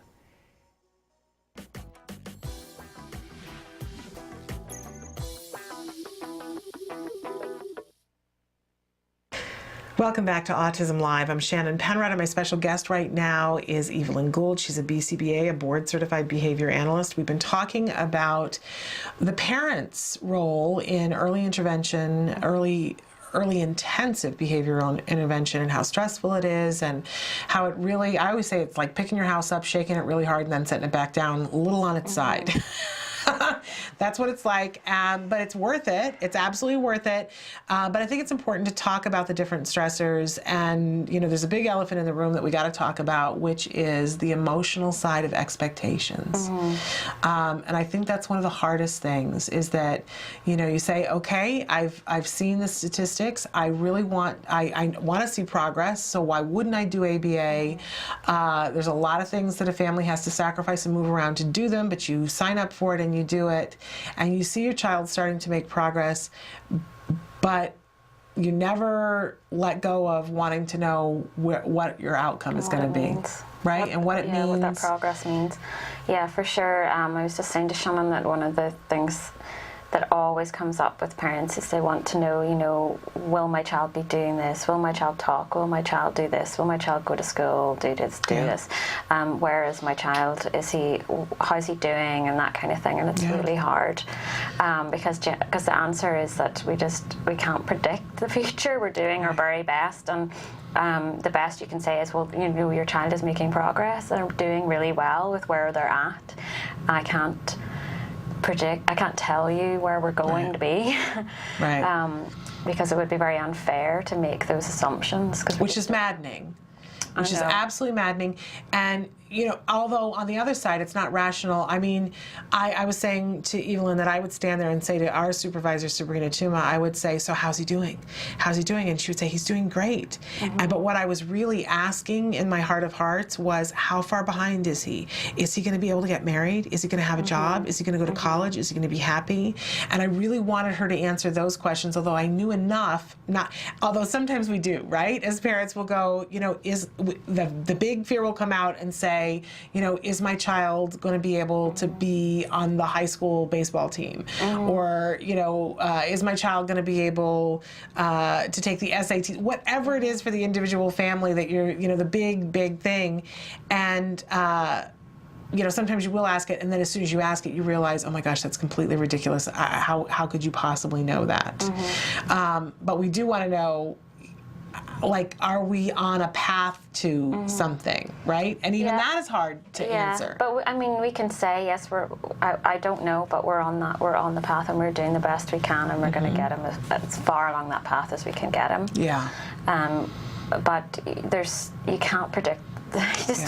You don't know where you're going to end up, and you don't know how many, you know, there's so many variables involved. It's just unfair to make an assumption about where your child's going to end up. Yeah. Or for us anyway, it's not right to make an assumptions about that. And I was sharing with Evelyn that one of the things that I would ask frequently is, how far behind are we? The first time that he got assessed by the school, the school was cutthroat about, well, you know, he's on this skill, he has the skills of an 8-month-old when he was 3. And it was over and over and over again. But, you know, I got through it. And then I would constantly bug Sabrina, and she'd say, he's catching up. And I always wanted to see it depicted in a graph, right? We have all these other graphs to show behavior and progress, but I wanted to see how far behind we are. And we have that now on skills, that I, you know, can look and see, okay, this is where we are in relation to where we would like to be. And it's with little, you know, colors and everything. I'm very happy about that. I think that's so important, like being able to visually see where your child is and where they've come from, because part of the thing is that you're, like we were talking about earlier, about how you never stop worrying. Yeah. And so you can lose sight of where you've come from. And you know, we don't want to go back there, but I mean it in terms of, look, you were here, and look, now your kid's here. How great is that? And we're still working up to here. You know, we're still moving forward. And so on a graph, you can see, like, wow, I was here, and he does have all these things. We're making progress. And it is amazing to look back. I think it's hard for parents because we don't want to look at that stuff. But I know even now for my son, if I don't see somebody for 6 months or 8 months or even a year, and then we get together and they go, oh my gosh, he's doing so well, and he's improved so much, and I go, oh, that's funny, you know, because I'm with him every day, so I don't notice the things that they notice after not seeing him for months on end. And I think it's really good to look back from time to time and go, right, yes, progress. It's more happening. Like it's less about looking back and taking stock of actually being where you are and being like, oh look, this is where we are, rather than jumping ahead and just worrying about what's next. Yeah.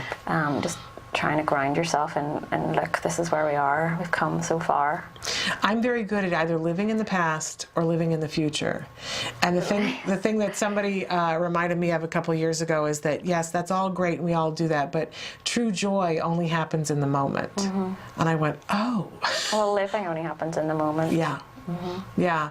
So, but I think we all want to experience more joy, and that when we spend time in the past, we spend time in the future, we're never going to find it there. And you can't take any kind of action if you're in the future or the past. Yeah.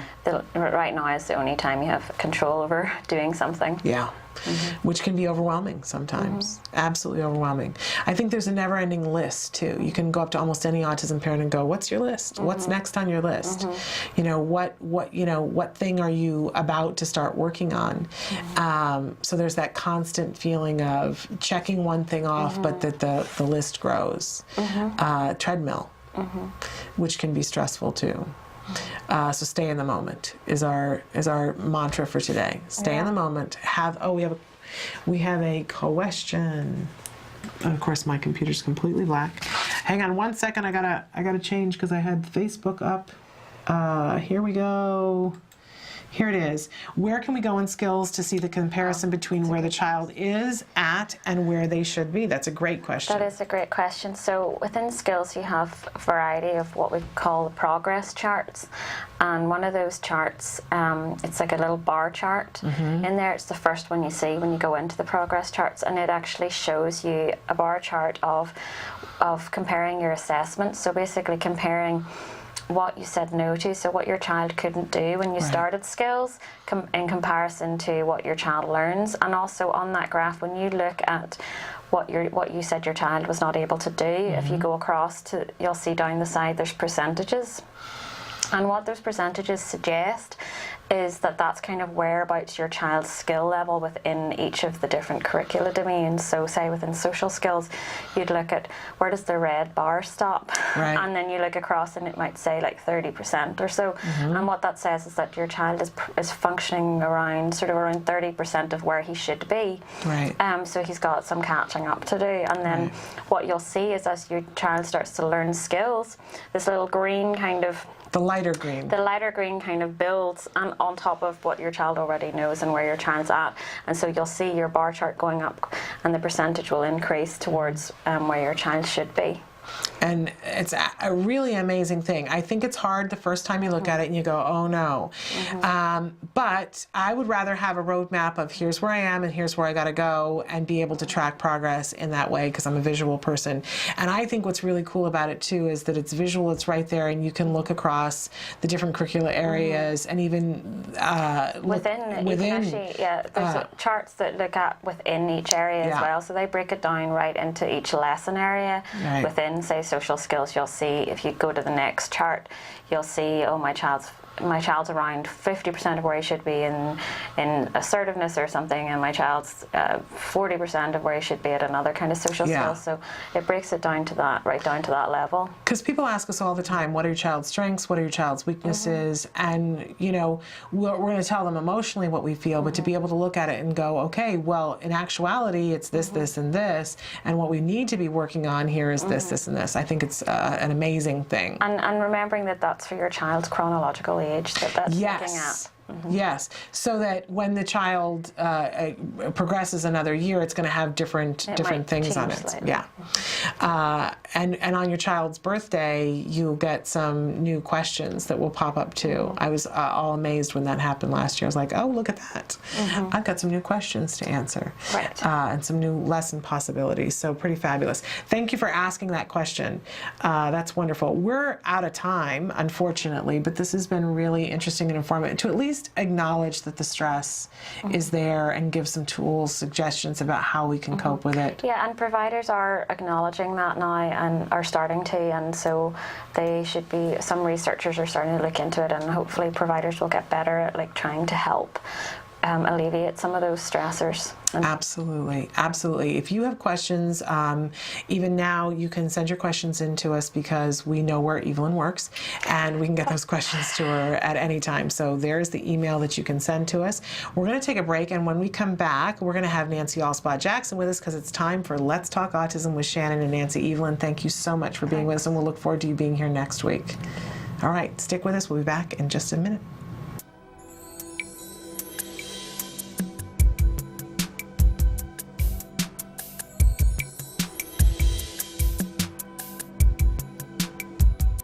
My name is Monique Erickson. I'm a senior supervisor here at CARD in the training department. What should a parent do to set up a room so that it's really friendly for learning? Well, when you're starting to set up teaching sessions in your home, what you want to do is kind of decide where you're going to do this. And there's a few options. It's not set in stone one way or the other. What you want to think about is where is therapy going to be most effective for this child. A lot of families will designate an area in the child's room, or if they are fortunate enough to have extra space, they might designate a room where therapy might happen. If it's appropriate, some families will just kind of put a learning center or area in a part of their home. And it really just kind of depends on how and where your child is in the program about being able to inhibit certain distractions and so forth. So early on in the program, I find that it's probably most useful to have an area in their room or somewhere where you can really get away from a lot of distractions. So maybe in their room, and to start, that's definitely not where you want to stay. You want the child to be able to generalize their skills around the house and with everybody. But to start, it might be very helpful to have it in an area where you can minimize visual distractions. You don't have too much on the wall. Making sure you're not. There's a lot of things when you look at the home that when you take it from a child's perspective, or especially a child with autism, there's lots of distractions you don't think about. Looking for patterns. A lot of our kids get very distracted by the windows, the blinds, the light coming through at that either horizontal or vertical pattern can be very distracting. So making sure you're not facing their table directly towards the window might be something you have to take into consideration. Or the ceiling fan, is that going to just be too distracting in there, or something of that nature. I've had some families successfully put a work center in the family room that's adjacent to another part of the home, and we just had to be very careful as far as distractions. If that was too distracting, we did have an option to pull them back into a different room where that wasn't going to be the case. Are there any specific types of furniture that they should have in the room? There's definitely going to be some things that you for sure need. You're going to need somewhere for that child to sit and work. And depending on their age and where you're starting, that could be one of those little tyke tables with the little chairs. I've sat in those chairs for many years, so those are useful. A lot of families use those. For the bigger children, you're just going to have to find something that's appropriate to their size and height, so that they're comfortable. So you definitely want some kind of workspace, especially if you're working on motor skills or so forth. A lot of things that we're working on, it's not appropriate to do on the floor. You don't want to be working on writing or coloring on the floor. They're supposed to be at a table, so just to promote the right holding of the utensil and things like that. So you want a workspace, but you also want some play area. We're working on hopefully play skills and a lot of things like that, and we definitely don't want them sitting at the table for all of their sessions. So you want some play areas. I think some things that I have found helpful, especially for working on beginning level programming, where we're really trying to get these kiddos to ask us for things and what we call manding, asking for things that they want. Maybe putting some shelves or something where those really highly desired things are in sight but just out of reach, to help promote those opportunities for them to ask us for them. So that might be a really great way of doing that. You're definitely going to want some toys, but it really is going to depend on the toys are going to be dependent on the child. Where are their play skills? Can they already do puzzles? And a lot of that independent beginning play that has a definite beginning and end? Or are they going into more functional pretend play using cars and little people and so forth? So wherever their play skills are, you're going to want to find some objects or toys to facilitate that. Some other things that you want to think about is you're going to have a lot of materials or supplies that you're using for these lessons, and how much you have really will depend on what you're working on, but there are some definites. You're going to want some pens. You're going to have a program book that you will need to help guide your lessons each day, so you know what you're doing. Where is that child at in his lessons? You probably need lots of whiteout and erasers and such. So what we find is it's very helpful to have a designated area in the room, making sure that is out of the reach of the child so that they're not taking their own data on the side, and making sure we can put that up high and you can get to it as quickly when needed. When you start, you know where to get it. Everything's there. If you need supplies, you know where to get it really quickly, and it's all up there. And as far as programming wise too, you might have a bunch of picture cards or something like that that you're using for certain programs. Really depends on what you find is best to organize yourself. Some people like to keep it within the book in that program area. For example, if you're working on teaching verbs or actions, you might have some action picture cards, and you could choose to put them in that section in the book so you know where to find them. Or you might have some kind of shoebox type thing that organizes them by area, that you can organize your materials that way, and then keeping them out of reach of the child within the area that you can get to pretty quickly. And what about for a teacher? How can a teacher set up an area in the room that's really conducive to this kind of learning? I think for teachers, some of the things are going to be similar. You want to minimize distractions. You know, what you're looking at. Sometimes you go into a classroom and you just see there's things, streamers flying, and everything's around the room, and you got to minimize that because it's going to be visually distracting and hard for them to concentrate. I had a little guy who was very sensitive to sound, and he happened to be sitting right under a vent, an AC vent, and he could not attend for anything. It must have sounded like Darth Vader was coming through. You know, like that's all he could hear, and we once we realized what that was, what was distracting him, we moved him and he was much better. So you have to really take in those considerations. What's going on in the environment? Is there any distractions that will get in the way of effective learning in this environment? So that's where I would start.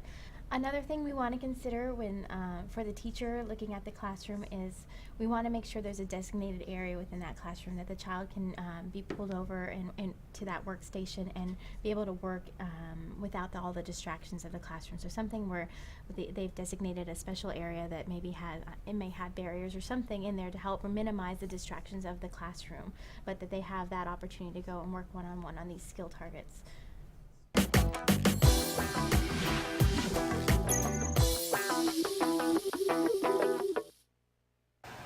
Hi, good morning. I am Nancy Alspaugh Jackson. And I'm Shannon Penrod. It's time for Let's Talk Autism. That's right. Here we are. Talk about what's happening in the news and resources and all kinds of things in the world of autism. Right. And we've got some exciting guests that are going to be with us talking about summer camps, which is a big subject. We're all looking to decide what to do with our kids over the summer. Have you figured that out yet? We are kind of cobbling together, as we often do. It's I look at the schedule at Wyatt's schedule, and you know, an air traffic controller sometimes could, would need to be called in to understand it. Yes, I can imagine.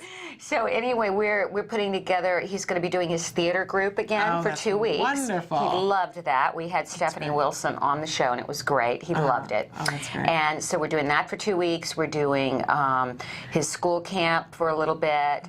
We're doing a camp in the neighborhood for a little bit. We're doing, so we're cobbling together. Good. Yeah. And plus ABA at home in the afternoons. I'm still figuring it out. Okay. We're he's taking a one afternoon a week class, a Lego engineering class. So we're seeing how that goes because there's a Lego animation class that we're thinking of doing, and he always likes science. Last summer he did science camp. Oh, good. And Jim loves Legos. He loves Legos and loves science. Wyatt doesn't like Legos. He's not a Lego kid. Well, you know what? I still say we got to have you over to the house and see, run it up the flagpole and see who salutes what. Because everybody has different toys. Yeah. So interesting to visit somebody else's house and see. That's how I get my best ideas. Looking at other people's toys and what their kids like. But we had promised that we would do an update on the Stuart Chaffetz story. Yes. The father who put the tape recorder in his son's pocket. Yeah. And we have a little bit of an update. I mean, a little bit. Things are happening, but I think it's interesting how much attention this story has gotten. That's what's within the first 24 hours. It was viewed over 1.5 million times. I mean, talk about going viral. It really went viral quickly. People were outraged. They were sharing it. It's had over 4 million views in this last week alone. Isn't that amazing? So it's still out there going strong. And he, of course, if anybody of you don't know out there the story, this father in New Jersey, is it Cherry Hill? Yeah. Yeah. He was suspecting his son was having behavior issues at home and coming home crying and having lots of outbursts and things. And so they were new and unusual. New and unusual. And we know when that happens with our kids, they're trying to tell us something. Yeah.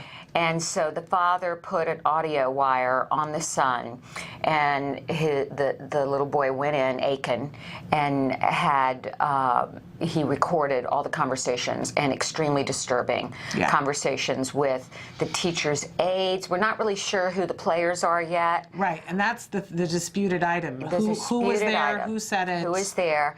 But obscenities, unbelievable, shaming the child, calling the child obscenities, speaking about things in front of the children, two teachers totally inappropriate to aides, and every parent's worst nightmare, literally these horrible things going on. And the father had the courage to, post a video where he plays this, and it's a 17-minute video with audio excerpts. Right. So that occurred. That's what all the hoopla is about, and rightly so.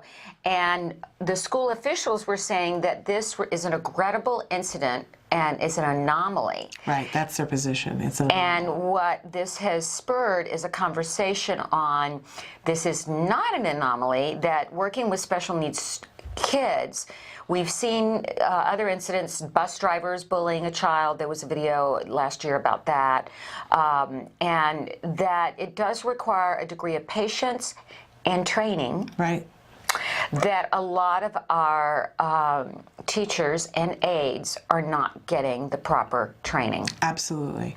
And we need to make sure they do. Absolutely. For them to say that it's an anomaly, I don't know. My grandmother always used to say, if you're looking for a needle in a haystack and you stick your hand into the first thing you pull out is a needle, it's probably full of needles. It's probably full of needles. That's a good one. That's a good one. And so, I find it disturbing that of course the school is saying it's an anomaly, but I hope that they're looking further to see what else is going on. We've seen with LA, in this area, that there have been a whole lot of things that have happened that have raised a whole lot of questions for a whole lot of people, and people are being scrutinized. Teachers are being scrutinized. It's not a bad thing. No. In any case, I hope that school is taking a look at everybody and looking at what their policies are to train people. But I think that there are some people who just don't fit this job. They don't fit the job, exactly. And but what's being disputed at this point is that the Cherry Hill officials are saying that the staff heard during the video are no longer with the district, because the parent was asking for these teachers to be fired. Yeah, a public apology from them, and for them to be fired. And they're saying they aren't there at the district anymore. And he is saying that he never revealed names. Right. Said, I'll allow you to come forward. One person did come forward and say, Kelly Altenberg. Right, I'm the teacher, but I was not in the room at the time. That is her position. And Mr. Chaffetz is saying that he has information that he can release, which will reveal that it is in fact her. So it is yet to be revealed. He has more audio recordings, so that he's going to be releasing them soon. Yeah, well, and we'll see what happens, but a very disturbing story unfolding before our eyes. Yeah. I hope that if anything good can come from this, it's that we have more conversations about how these people need to be prepared to work in a classroom. Yeah. Because I'm as disturbed by the fact, that if one person was saying something, why wasn't everyone else in that classroom saying, why are you saying that? Right. Exactly. That is as disturbing to me as the fact that the person started saying something. Yeah, the one voice that was particularly offensive. It seems to be one person that was particularly offensive, but no one was stopping her from her comments. Nobody was, saying this is not appropriate. Let's not talk about this right now. And then I think the most disturbing of all to me is these teachers and this particular aide or teacher feeling like she could talk about anything in front of a child with autism, assuming non-intelligence and not that the child is not understanding. We must assume intelligence. Always, always, yeah, quite cruel. So we'll see as this unfolds. And there was something else that came up this morning that came across my radar, and it's literally on my phone because this is how current we are. I know that our good friend our good friend Lisa Ackerman at Talk About Curing Autism. And for those of you that don't know about Talk About Curing Autism, TACA, you should go to their site, and everyone should get a TACA mentor. They offer mentors, and you can go to TACA support groups. And Laura Marquin, who works at ACT Today, our Director of Programs and Development, she immediately got involved with TACA when her son was diagnosed, and she credits that with her son with learning about everything. Yeah, they're fabulous for resources. And he's recovered now, Justin. Yes. And she said without her mentor, she would not have gotten the information she needed at that early age. And we should state that that's all their information and their mentors. It's all free. There's no cost. Yes. And they give scholarships for things. They're a wonderful organization, and just to go to their website for the resources is worth the time. It's really worthwhile. And you can find that at tacanow.org. Right. But Lisa Ackerman, one of the original founders of TACA, has a new blog that she does that's called Real Help Now, and I subscribe to it. So I got my little email this morning that actually this one is from a couple of days ago, and I hadn't read it until today, about GTX. I want to make sure that, yes, GTX, which is a GPS tracking device. Yes, and they have partnered with TACA to come up with some new devices. They've got a patent on a new device to help with tracking that's, I don't completely understand what exactly it does, but it's to help with children who elope. Okay. And so they're testing it right now. They're beta testing it, and in her post, she said that they're looking for TACA families who would be interested in being a test family for this technology. I'm wondering if I should connect with her today and see if we could get some ACT Today families. Absolutely. Because we give grants for fencing and tracking technology, but we'll get maybe some families. I mean, I'd love to be a part of this. And by the way, when they talk about a TACA family, that means that you just register. There's not a cost to do that, so you can be a TACA family member today. But in any case, we've got a email address that you can mail off to, and Emily's showing it to you right now, that if you're interested in being a test family for one of these devices, what they want you to do is please provide your name, phone, address, age of your child, their diagnosis, and please also indicate how many times your child has wandered. Send that off, and maybe you'll be included as they're testing this technology. Okay, great. Which we're very excited that TACA is pairing with them, because having better technology when a child is lost, if you know the child is at risk, of course we want to be working on making it so that they don't want to elope. Of course we want to be working at making it safe, but it's impossible to be diligent 100% of the time. And if you know your child has a tendency to elope, this is a great idea. We've got a comment or a question here, and I just want to bring it up. Thank you, Emily, for reminding us, because we're so busy talking about this. Technical Director Emily is all over it. Okay, yes, she always is. So our comment, and I'm going to show it to our audience here, agreed. Whenever autism is discussed in front of my daughter in terms of behavioral problems, lack of skills, etc., I notice she seems down the remainder of the day. More behavior problems. She may not say much, but she knows what we're talking about. Now we spell things out. Look out once she figures out how to read. Well, she will, Mom. She will figure out how to read, and you're not going to be able to spell it, you know? Yeah. I think that I hear this time and time again, and I notice with my son too, in answer to this mom, Wyatt, there have been instances where we did not think he had a clue what we were talking about, and boy, did that come back to haunt us, because he picked up every word and has actually parroted conversations to me that we have had, including an obscenity that I guess I was guilty of expressing once or twice when things don't work. Yes. And once I heard him say that phrase, and I said, very calmly, honey, where did you hear that? And he said, Mommy says it when things don't work. So, I think we can never assume non-intelligence. We can never assume that a child is not comprehending. And just because a kid is not verbal doesn't mean a child doesn't comprehend. And, going back to the Shavitz case, I think that this is also a good jumping off point, not just about a discussion among adults and teachers, about educators in the school. This is a good jumping off point for parents of typical children and parents of children on the autism spectrum to talk about the differences and to let their own children know, just because Wyatt may not answer you, or may not talk the way you do doesn't mean he doesn't understand. Right. And I've done that with my son's friends. They all know that Wyatt may not respond sometimes to a question. He may not talk about something as much as they do, but he understands. Right.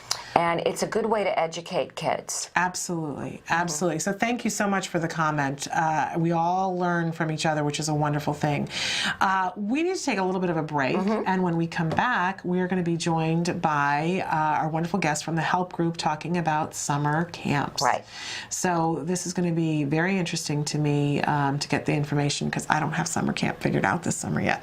Okay. And hopefully for some of you as well. If you have questions or comments, we always love your questions, comments, suggestions. We appreciate them. We're going to take a break and be back in just a few minutes.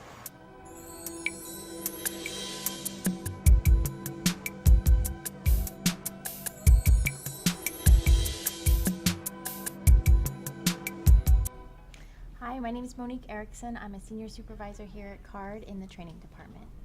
For parents using skills, how should they structure a day of learning? I think when you're looking at that, what you want to make sure you're doing is you have a very well-balanced, comprehensive program.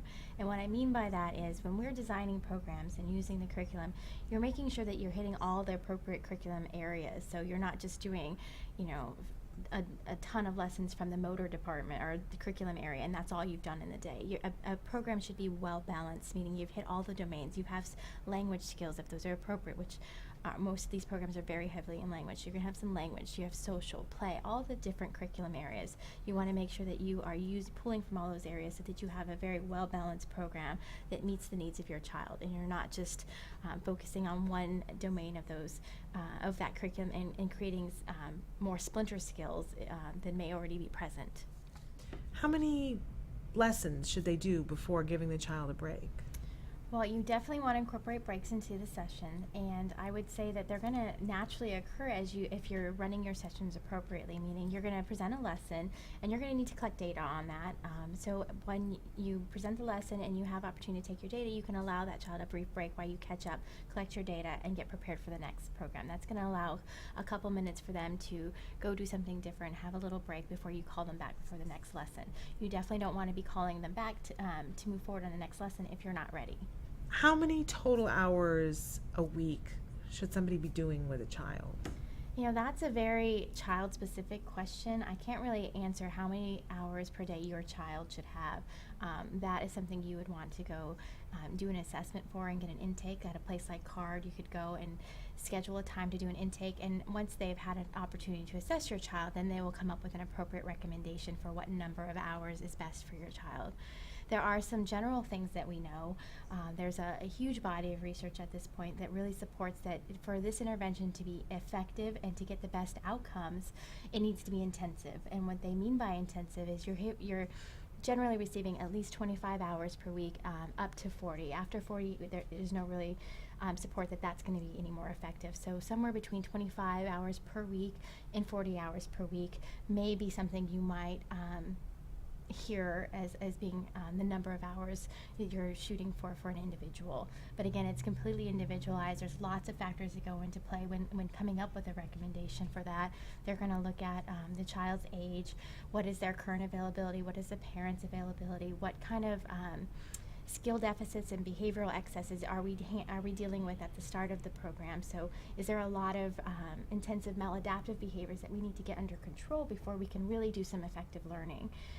If that is not the case, then just really looking at all those factors, availability, parents' availability, age, all those things come into play, and a professional would need to look at those things in addition to doing probably a skills assessment to find out what number of hours best meets your child. What kinds of things should we take into consideration when making those kinds of decisions? If there's a skill in your child's program, it needs to be done frequently enough for you to have enough learning opportunities for that skill to get better. So if you have something in the program and you're only doing it every few days, it's not going to be presented enough opportunities for that skill to actually move forward in a reasonable amount of learning time. So you should be getting to your programs or the programs that are in that child's lessons in this program, frequently every day, I would say. But if you're not getting to all of them, some things you want to think about is there too many programs in this book? Do I not have enough time to reasonably get through this many programs? Maybe that's the case. Or maybe some programs are requiring more time than others, and you always want to think about the quality of the teaching session that you're doing versus just trying to plow through 20 programs in an hour. So those are some things that I would consider. Should a parent only do lessons from one area of the curriculum a day, or should they do from all different kinds of areas? When you're looking at the lessons in your child's program, it's important to take a step back and look at them and prioritize what are you going to be working on and what do you want to incorporate into your program. There is a wonderful video that's on the Skills website that will help look at those factors and help you decide what is going to be the best effective use of your child's time, and help you pick and prioritize those programs so that you are working on the right number of programs and you're using your time wisely and effectively.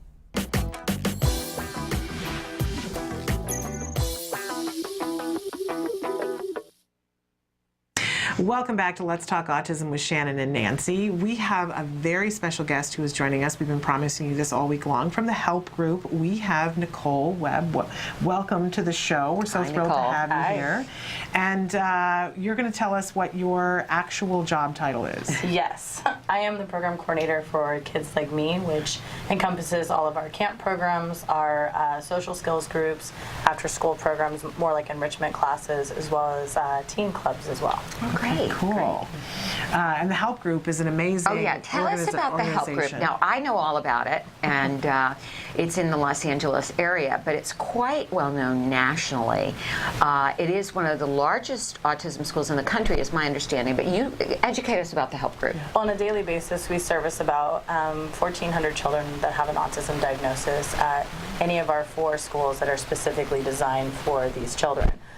We have 2 campuses, one in Sherman Oaks and one also in Culver City, that are specific to these children on the spectrum. And basically the kids are matched with peers that would be in the same kind of academic boat as well as behavioral and that sort of thing, and they're matched together so they have some similar peers as they would in a typical kind of school program. Great, great. And how long is do you have any idea how long the help group has been around? The help group has been around since 1975. Okay. Amazing. And Dr. Barbara Firestone is the director, the executive director of the help group, and she and Dr. Doreen Graham-Pichet are colleagues, and I think Barbara just does amazing work, and I've been to a lot of your events and supported, and you all have supported our events, so it's a love fest between our organizations. And you guys just had a resource fair this last weekend. We did, actually. I'll tell you a little bit about the resource fair. Our resource fair was this last Sunday at our new Autism Center, and we started doing this fair it's our 3rd annual fair this last Sunday, and the whole point of the fair is to gain scholarship money for our kids to go to camp, because when Regional Center a couple years ago said no more funding for recreational programs, camp was on the chopping block. Wow. So for our children, we see a huge need in Los Angeles for kids that need to afford camp and be able to go to camp. So that's why we do that fair. Every single dollar that is earned from that event goes towards scholarshiping our children at camp. That's a wonderful thing. Let's talk a little bit, because it's that time of year. Parents are looking and figuring out, I'm one of those parents figuring out, what am I going to do? And you guys have a variety of different programs. So what kinds of things do you have in the hopper for the summer? During the summer, we have 4 special day camps for children 3 to about 21 years of age, depending on where they're at developmentally and also their ability level and also their age. So we have Camp Discovery, which is located on the west side in Pacific Palisades. It's 100% outdoors, and this services children about 4 years old to 13, and they do much more recreational kind of program there, much more like a typical kind of camp program that you would see outdoors, and hikes, a rope swing, kind of really fun stuff. And the camper ratio to staff is very small. It's a 3-to-1 ratio, which is really nice for a lot of our campers. Then we also have 3 camps that meet out of the Valley campus, and so we have our teen camp, which is specifically designed for kids that have high-functioning autism or something related, and it's very much a social skills camp. The kids will kind of talk about social development in the morning, maybe a theme in the morning, and then be able to practice these out in the community because they go on a field trip every day. Oh, wow. So yeah, it's a lot of fun, and that services kids about 13 to 18 years old. Then we also have Village Glen Camp, which is also our social skills camp program,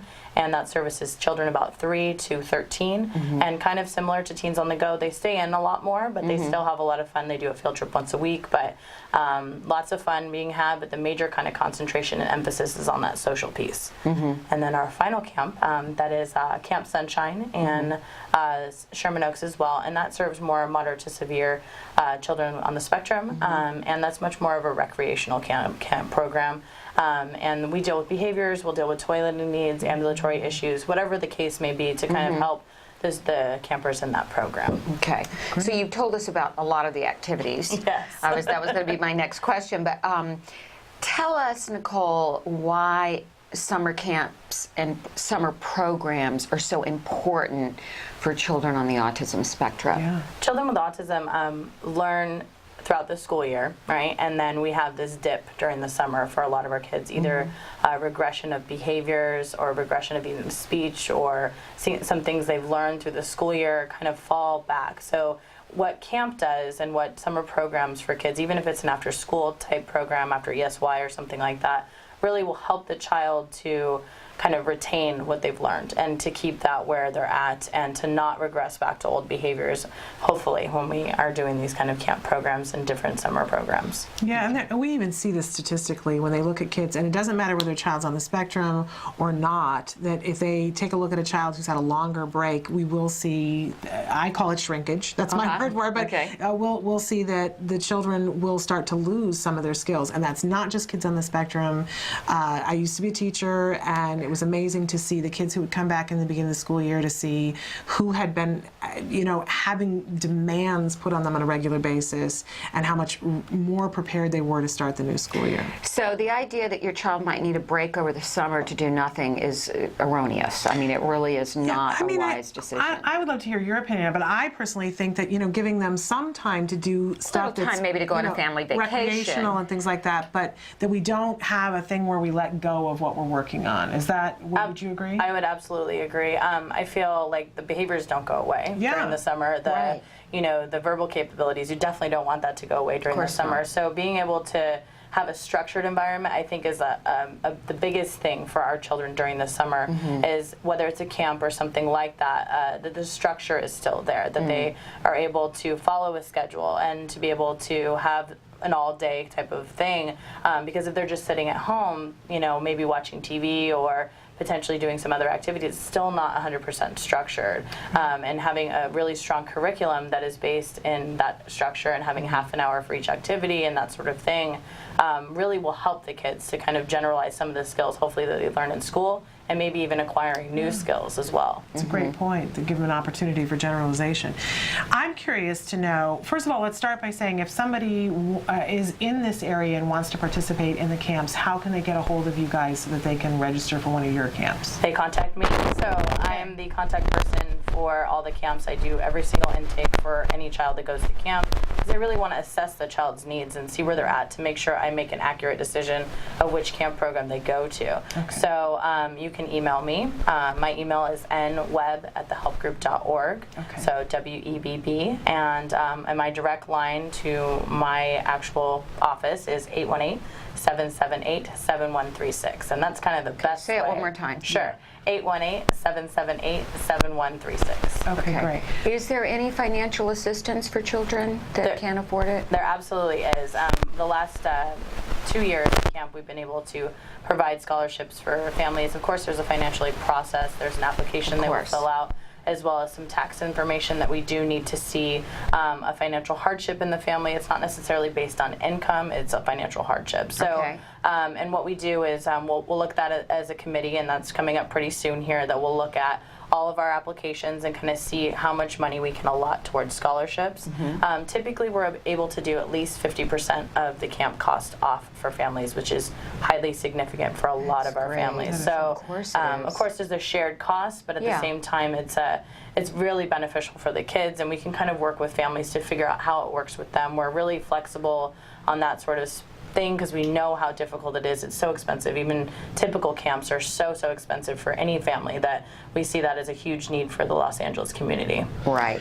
And I want to know, for people who aren't in the Los Angeles area, your opinion about what's the recipe for success, because you guys have had a great deal of success with your camps, yes? Yes, we serviced 240 children last summer for camp, so it's quite a significant number. But there's families that ironically come from different countries.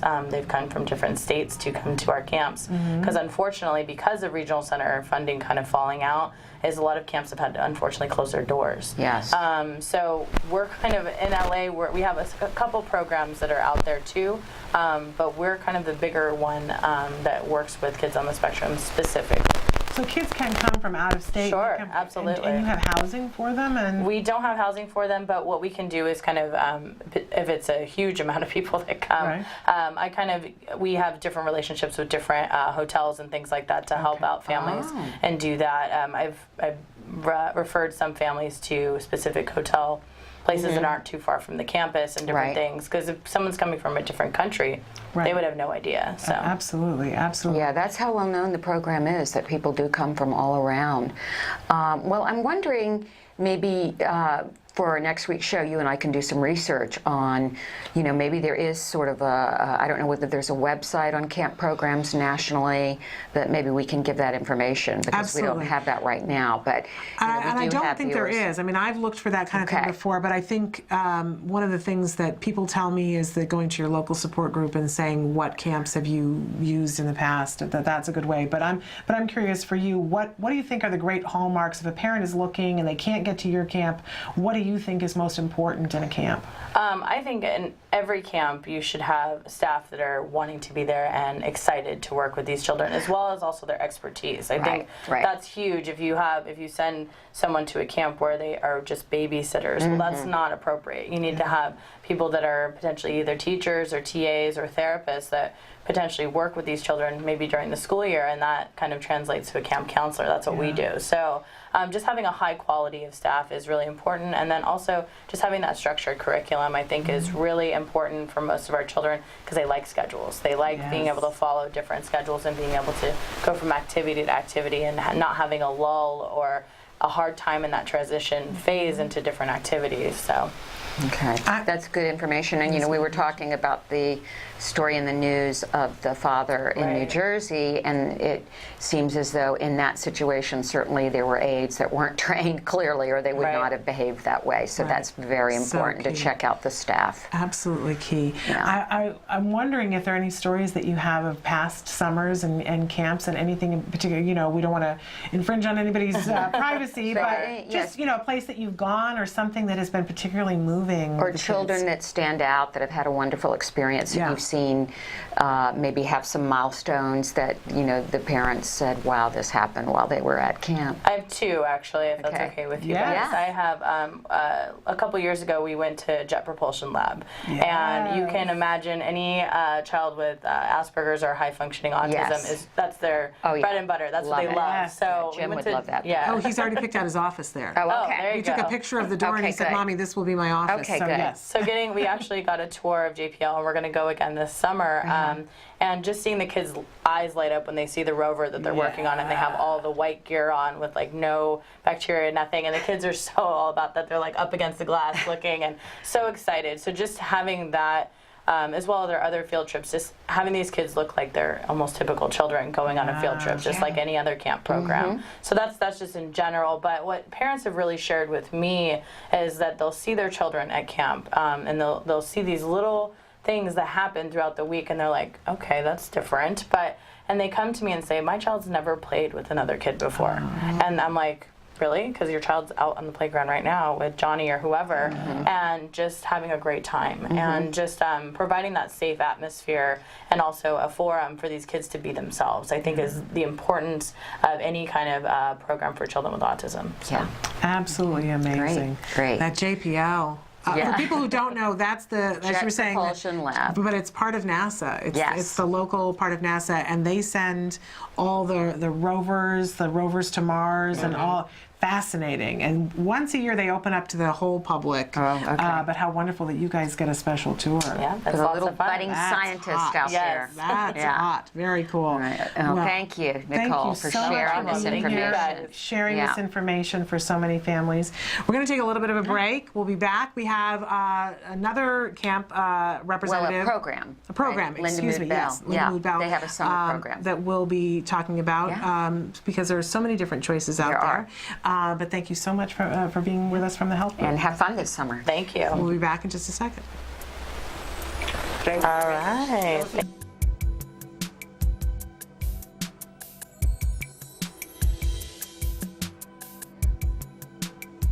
Hi, I'm Monique Erickson. I'm a senior supervisor here at CARD in the training department. How can we make a non-preferred outing, someplace that the child doesn't want to go, be less stressful and not be a battle? Well, when you're looking at planning some of these outings to places that are a little more difficult for our kids, there's a lot of things you need to think about going in, and I think one of the first things you need to do is have a realistic expectation.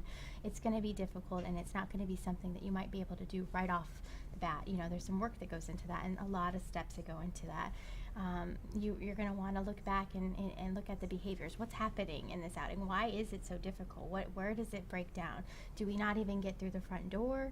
Is that the problem? Or do we get through the front door and then my child has an agenda that doesn't match mine? And then that's what we need to work on. I've had lots of families where we've worked on this. This is definitely an area that we work on in our programs. And for example, I had one little boy where we couldn't even get through the front door. So that's what we practiced. And you had to have the expectation that you knew you weren't going to the store to shop this time. We were going to go and we were going to practice this thing. This behavior of entering for whatever reason was difficult for him. That's what we were going to practice and reinforce and take baby steps to this end behavior called grocery shopping that had all these little baby steps along the way. And just remember that it is difficult, that you have to step back and do all these steps to get there, but you will get there.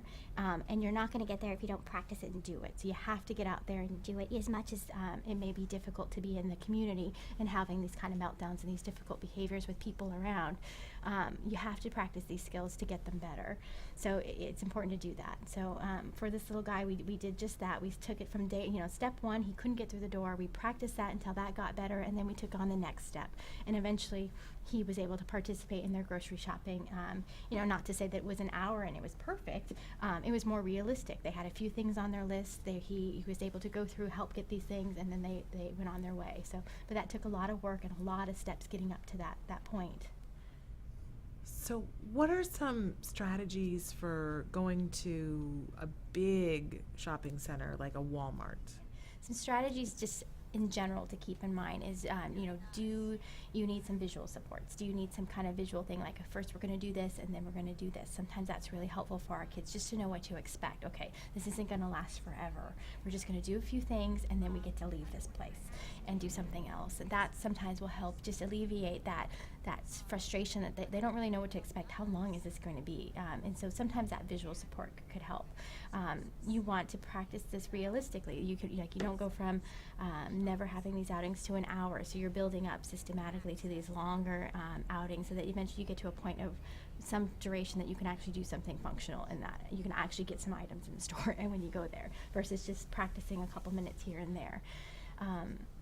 So I think those are some things you want to think about early on. If you're going to that bigger store, I think for our kids, helpful to, depending on where their skill level is, and if you're practicing these skills, hopefully you can kind of give them, like, this is what's going to happen. This is what the rules are, kind of thing. This is what if you can do X, Y, and Z when you're in there, this is what will happen, kind of thing. Kind of be very concrete and give them an idea. Okay, we're going to go in and we're going to do this, and if you do this, this will happen. This is the behavioral contingency in place. If you don't, then we're going to need to leave, and then this will happen, kind of thing. But be very clear so that it's kind of like the rules are on the table. It's fair game. Like, we're going in, this is what's going to happen, and this is how it will be. When you're looking at stores like Walmart, very loud, lots of good stuff going on, I think just prepare yourself and be realistic about that. Is it going to be overstimulating? Can your child handle that? Do you need to take baby steps going into those bigger environments? Maybe know exactly what you need from that store. If you really need to do a lot of browsing and just taking your time, maybe is there a time that you will have an opportunity to not have to bring them with you for that, and only bring them when you have a specific agenda, like I'm going in for these items, we're going to get them, and we're going to leave. So those are some things I would keep in mind when you're doing that. What kinds of reinforcement should we give for doing a good job on an outing? When you're doing these outings, something that is really important, it's important no matter what we're teaching, but definitely when you're out in the community and you're doing these type of outings that they're not preferred from our kids, you want to make sure you're always reinforcing those behaviors we want to see more of. As the cornerstone to what we do. You reinforce the behaviors you want to see more of so they keep happening, and that's got to happen when you're in those community settings. So when the child is attending and he is sitting there quietly or helping you, gather things in the store if that's what you're working on, you make sure you're appraising and reinforcing them so that they know that this is a behavior we want to see more of. That may be, for some of our earlier learners, that may not just be verbal praise. It may have to be a tangible to get them through that situation. So it could be a little snack here and there to reinforce them and keep them on track. Like, oh, you're doing a great job. That's so good. I like the way you're sitting so quietly and waiting for mommy. Here's a little snack or something like that. So you might need something like that for those little ones that are early on in that experience. Or maybe you can just get to verbal praise at some point. Just depends on the learner, but you definitely want to keep them reinforced during that whole experience.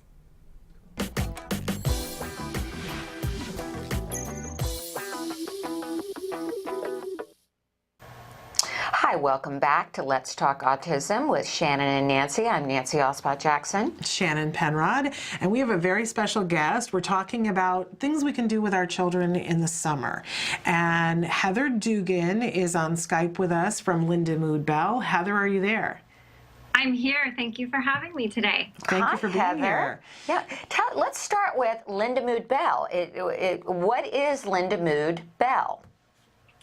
Linda Mood Bell is an organization that helps both children and adults develop language processing skills.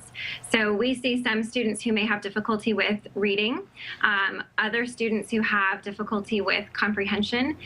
Many of our students on the autism spectrum have that difficulty processing language to understand. So we're often working intensively with these students to develop those skills that they need help with. Awesome. Okay, and how does the program work? Is it web-based? Is it classroom-based? Tell us how kids access the program. Sure. We have about 50 learning centers all over the United States, as well as a center in London and Sydney, Australia. And these are learning centers where, again, both children and adults can come for specific instruction in the areas that they're needing support in. So the first step in the process is to schedule an evaluation. And based on that evaluation, we're able to see strengths and weaknesses related to language processing. We make recommendations from there, and then we're able to see those students often intensively in the summertime. So our kids are with us here in our learning centers for one-on-one instruction, 4 hours a day, 5 days a week, for a period of weeks depending on their specific profile or needs. Does that help give you sort of the big picture? Yes, it does. That's very helpful. And you work with adults too. We do, yes. I would say the summertime we see more children than adults, but we're able to work with students as young as about 4 years old. And the oldest student I worked with was an 83-year-old man a few years ago. So age, there's really no limit. Okay. Now tell us about working specifically with kids, individuals on the autism spectrum. I imagine you work with a lot of individuals on the autism spectrum. We absolutely do, and while there are always trends to speak to, we also know that these children are also different. So it's important for us to get to know each specific case. But one of the trends that we know to be true of a lot of these children and adults is that comprehension is a challenge. So typically a student will come to us. They may have an autism diagnosis, and from the testing we can see that listening listening to information or reading information and then understanding it is challenging. What we know of the brain is that to be able to understand something or to remember something, you have to picture it. And people who love reading love to read because it takes them away to another place, and you can sort of see yourself in this setting.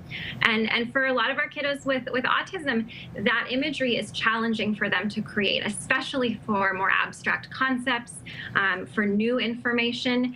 And so when we're working with these students intensively, we're working to develop that process of imagery, because we know that that process really underlies so much of what we do, both at school and at home and out in the world, in terms of communicating with this world. That's absolutely fascinating. Yeah, it really is. And so 4 to 5 hours a day, does it always need to be in the morning, or do you have some afternoon classes?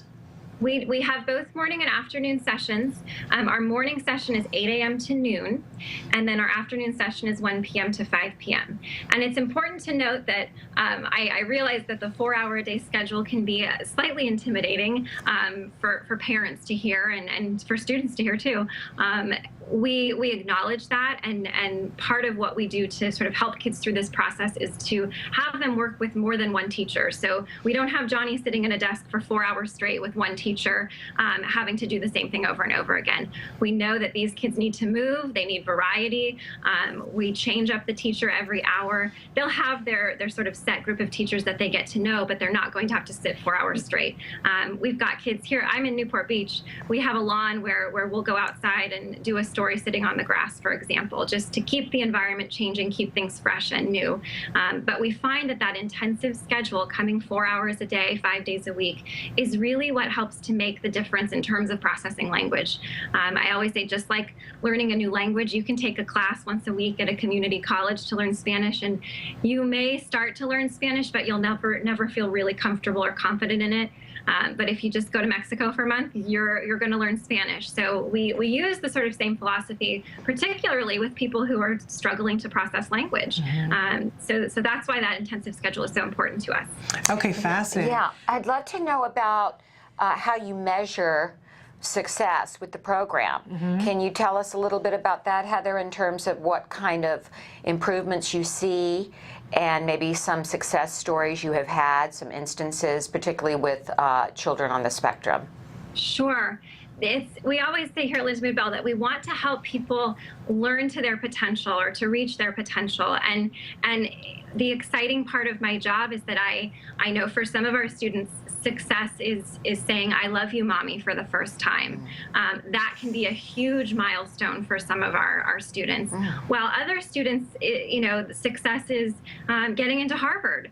And so because we see so many different profiles of students, success is going to look different for each of them. But we do measure that progress and that success beyond just the sort of anecdotal evidence and hearing the great stories about progress that families are seeing. We do test. I mean, we're into the data here.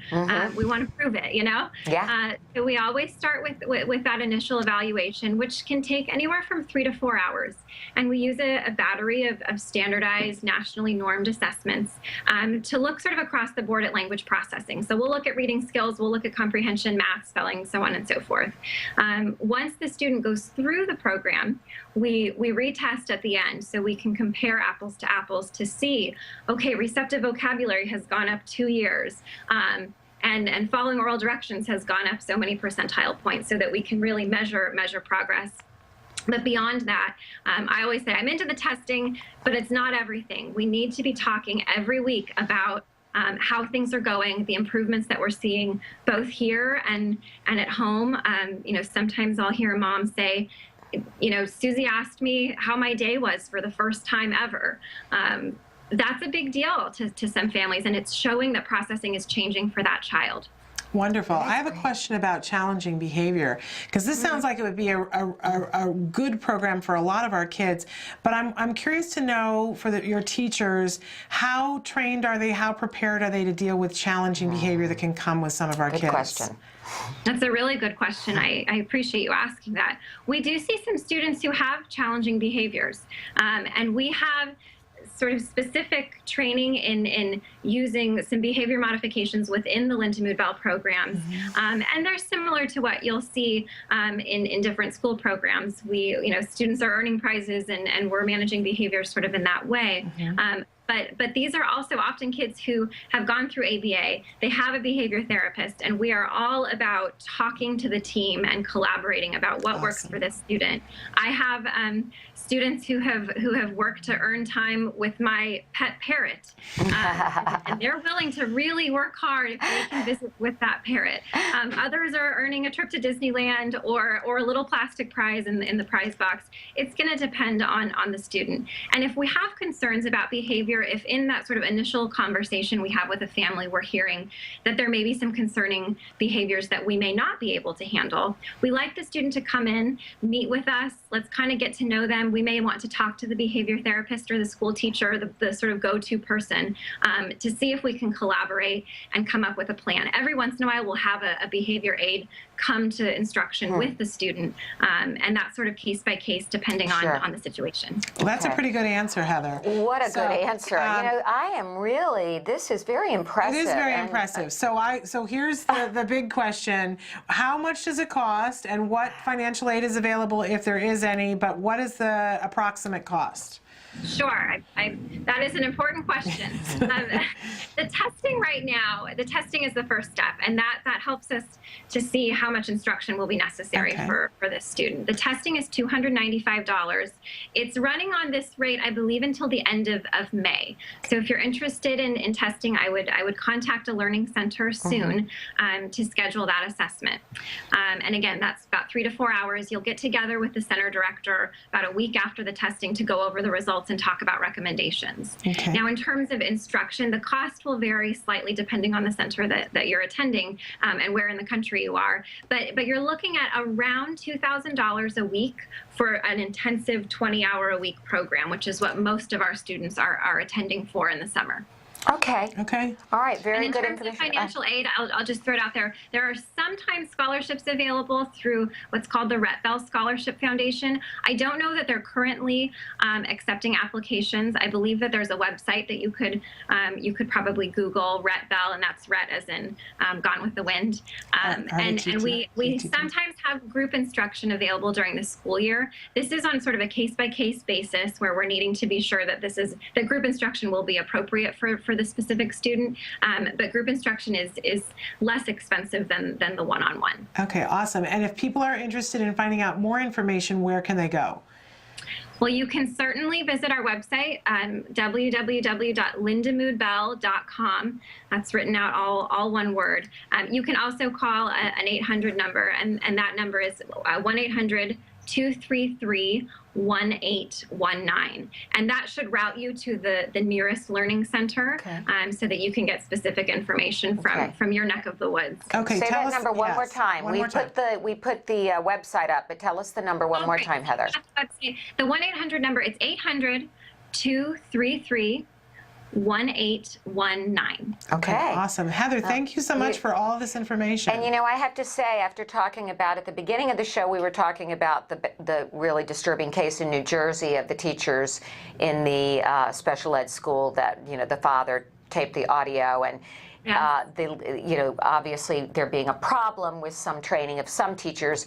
Today, after talking with you and Nicole, I have to say I am so impressed with your enthusiasm and love for these programs, and it's just so great to know there are educators out there like you and Nicole that are really helping our kids. So thank you. You're very enthusiastic. We've really enjoyed speaking with you.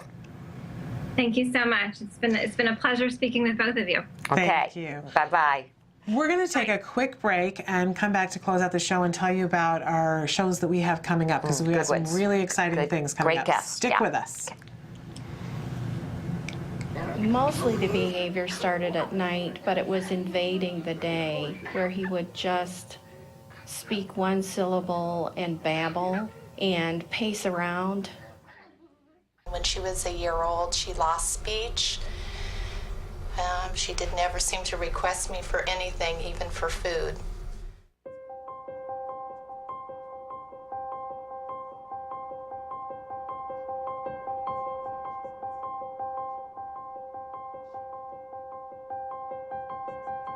He told me over the phone that I should just put her in an institution.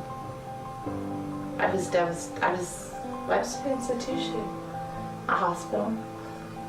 Yeah, isn't that nice?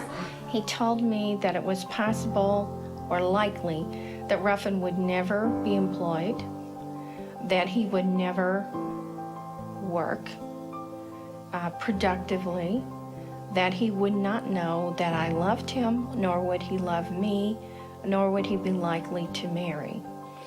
There's a 50% chance that he won't be able to talk at all, but if he does talk, he will only be able to, you know, make simple desire requests, I want, things like that.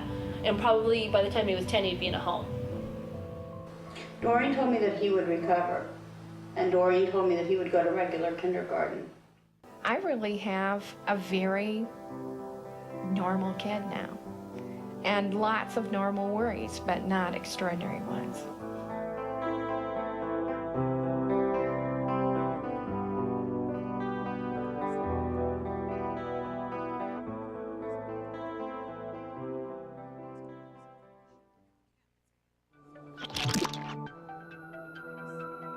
My name is Deli Popola, and I'm one of the creators of thehotspot.com. Thehotspot.com is an online support system for families and specialists who are affected by autism across the whole world. Share inspirational stories, find resources in their area. Hope you can join. Welcome back. We've got some really exciting things coming up next week. We do. Next week we have Valerie Vanneman, who is a very well-known attorney who happens to be in the Los Angeles area. She's a special needs attorney who has worked for many, many years in the field and worked with countless children in ensuring that they get the proper education in the public school system. So we're going to be talking to her about everything from IEPs to, you know, the questions you should be asking, what you should be aware of for your child and their education, and insurance and all of that stuff. And regional center and, you know, everything. So but this you is can a be chance. asking your questions right now. You can send them in right now, and we'll have them ready for when Valerie's here Send them next to week. us. You know, many families can't afford an attorney or an advocate, and if you can't, this is an opportunity to take advantage of their expertise. So we urge you to send us your questions, and then next week to be watching when we interview her. And then the week after that, we've got Joey Travolta.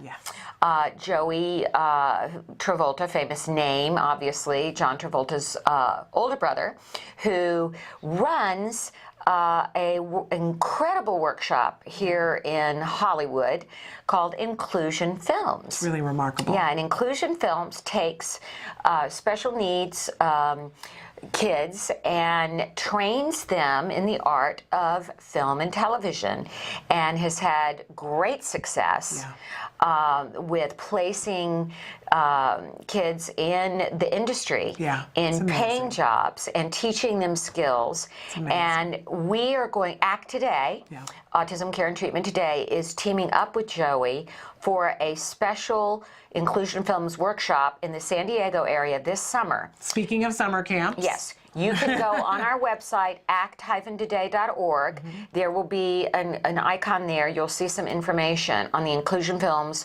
Autism Workshop. And we are not only taking kids on the spectrum, but their siblings. And it's for military. Let me preface that. It's designed for autistic children in the military. In the San Diego area. In the San Diego area.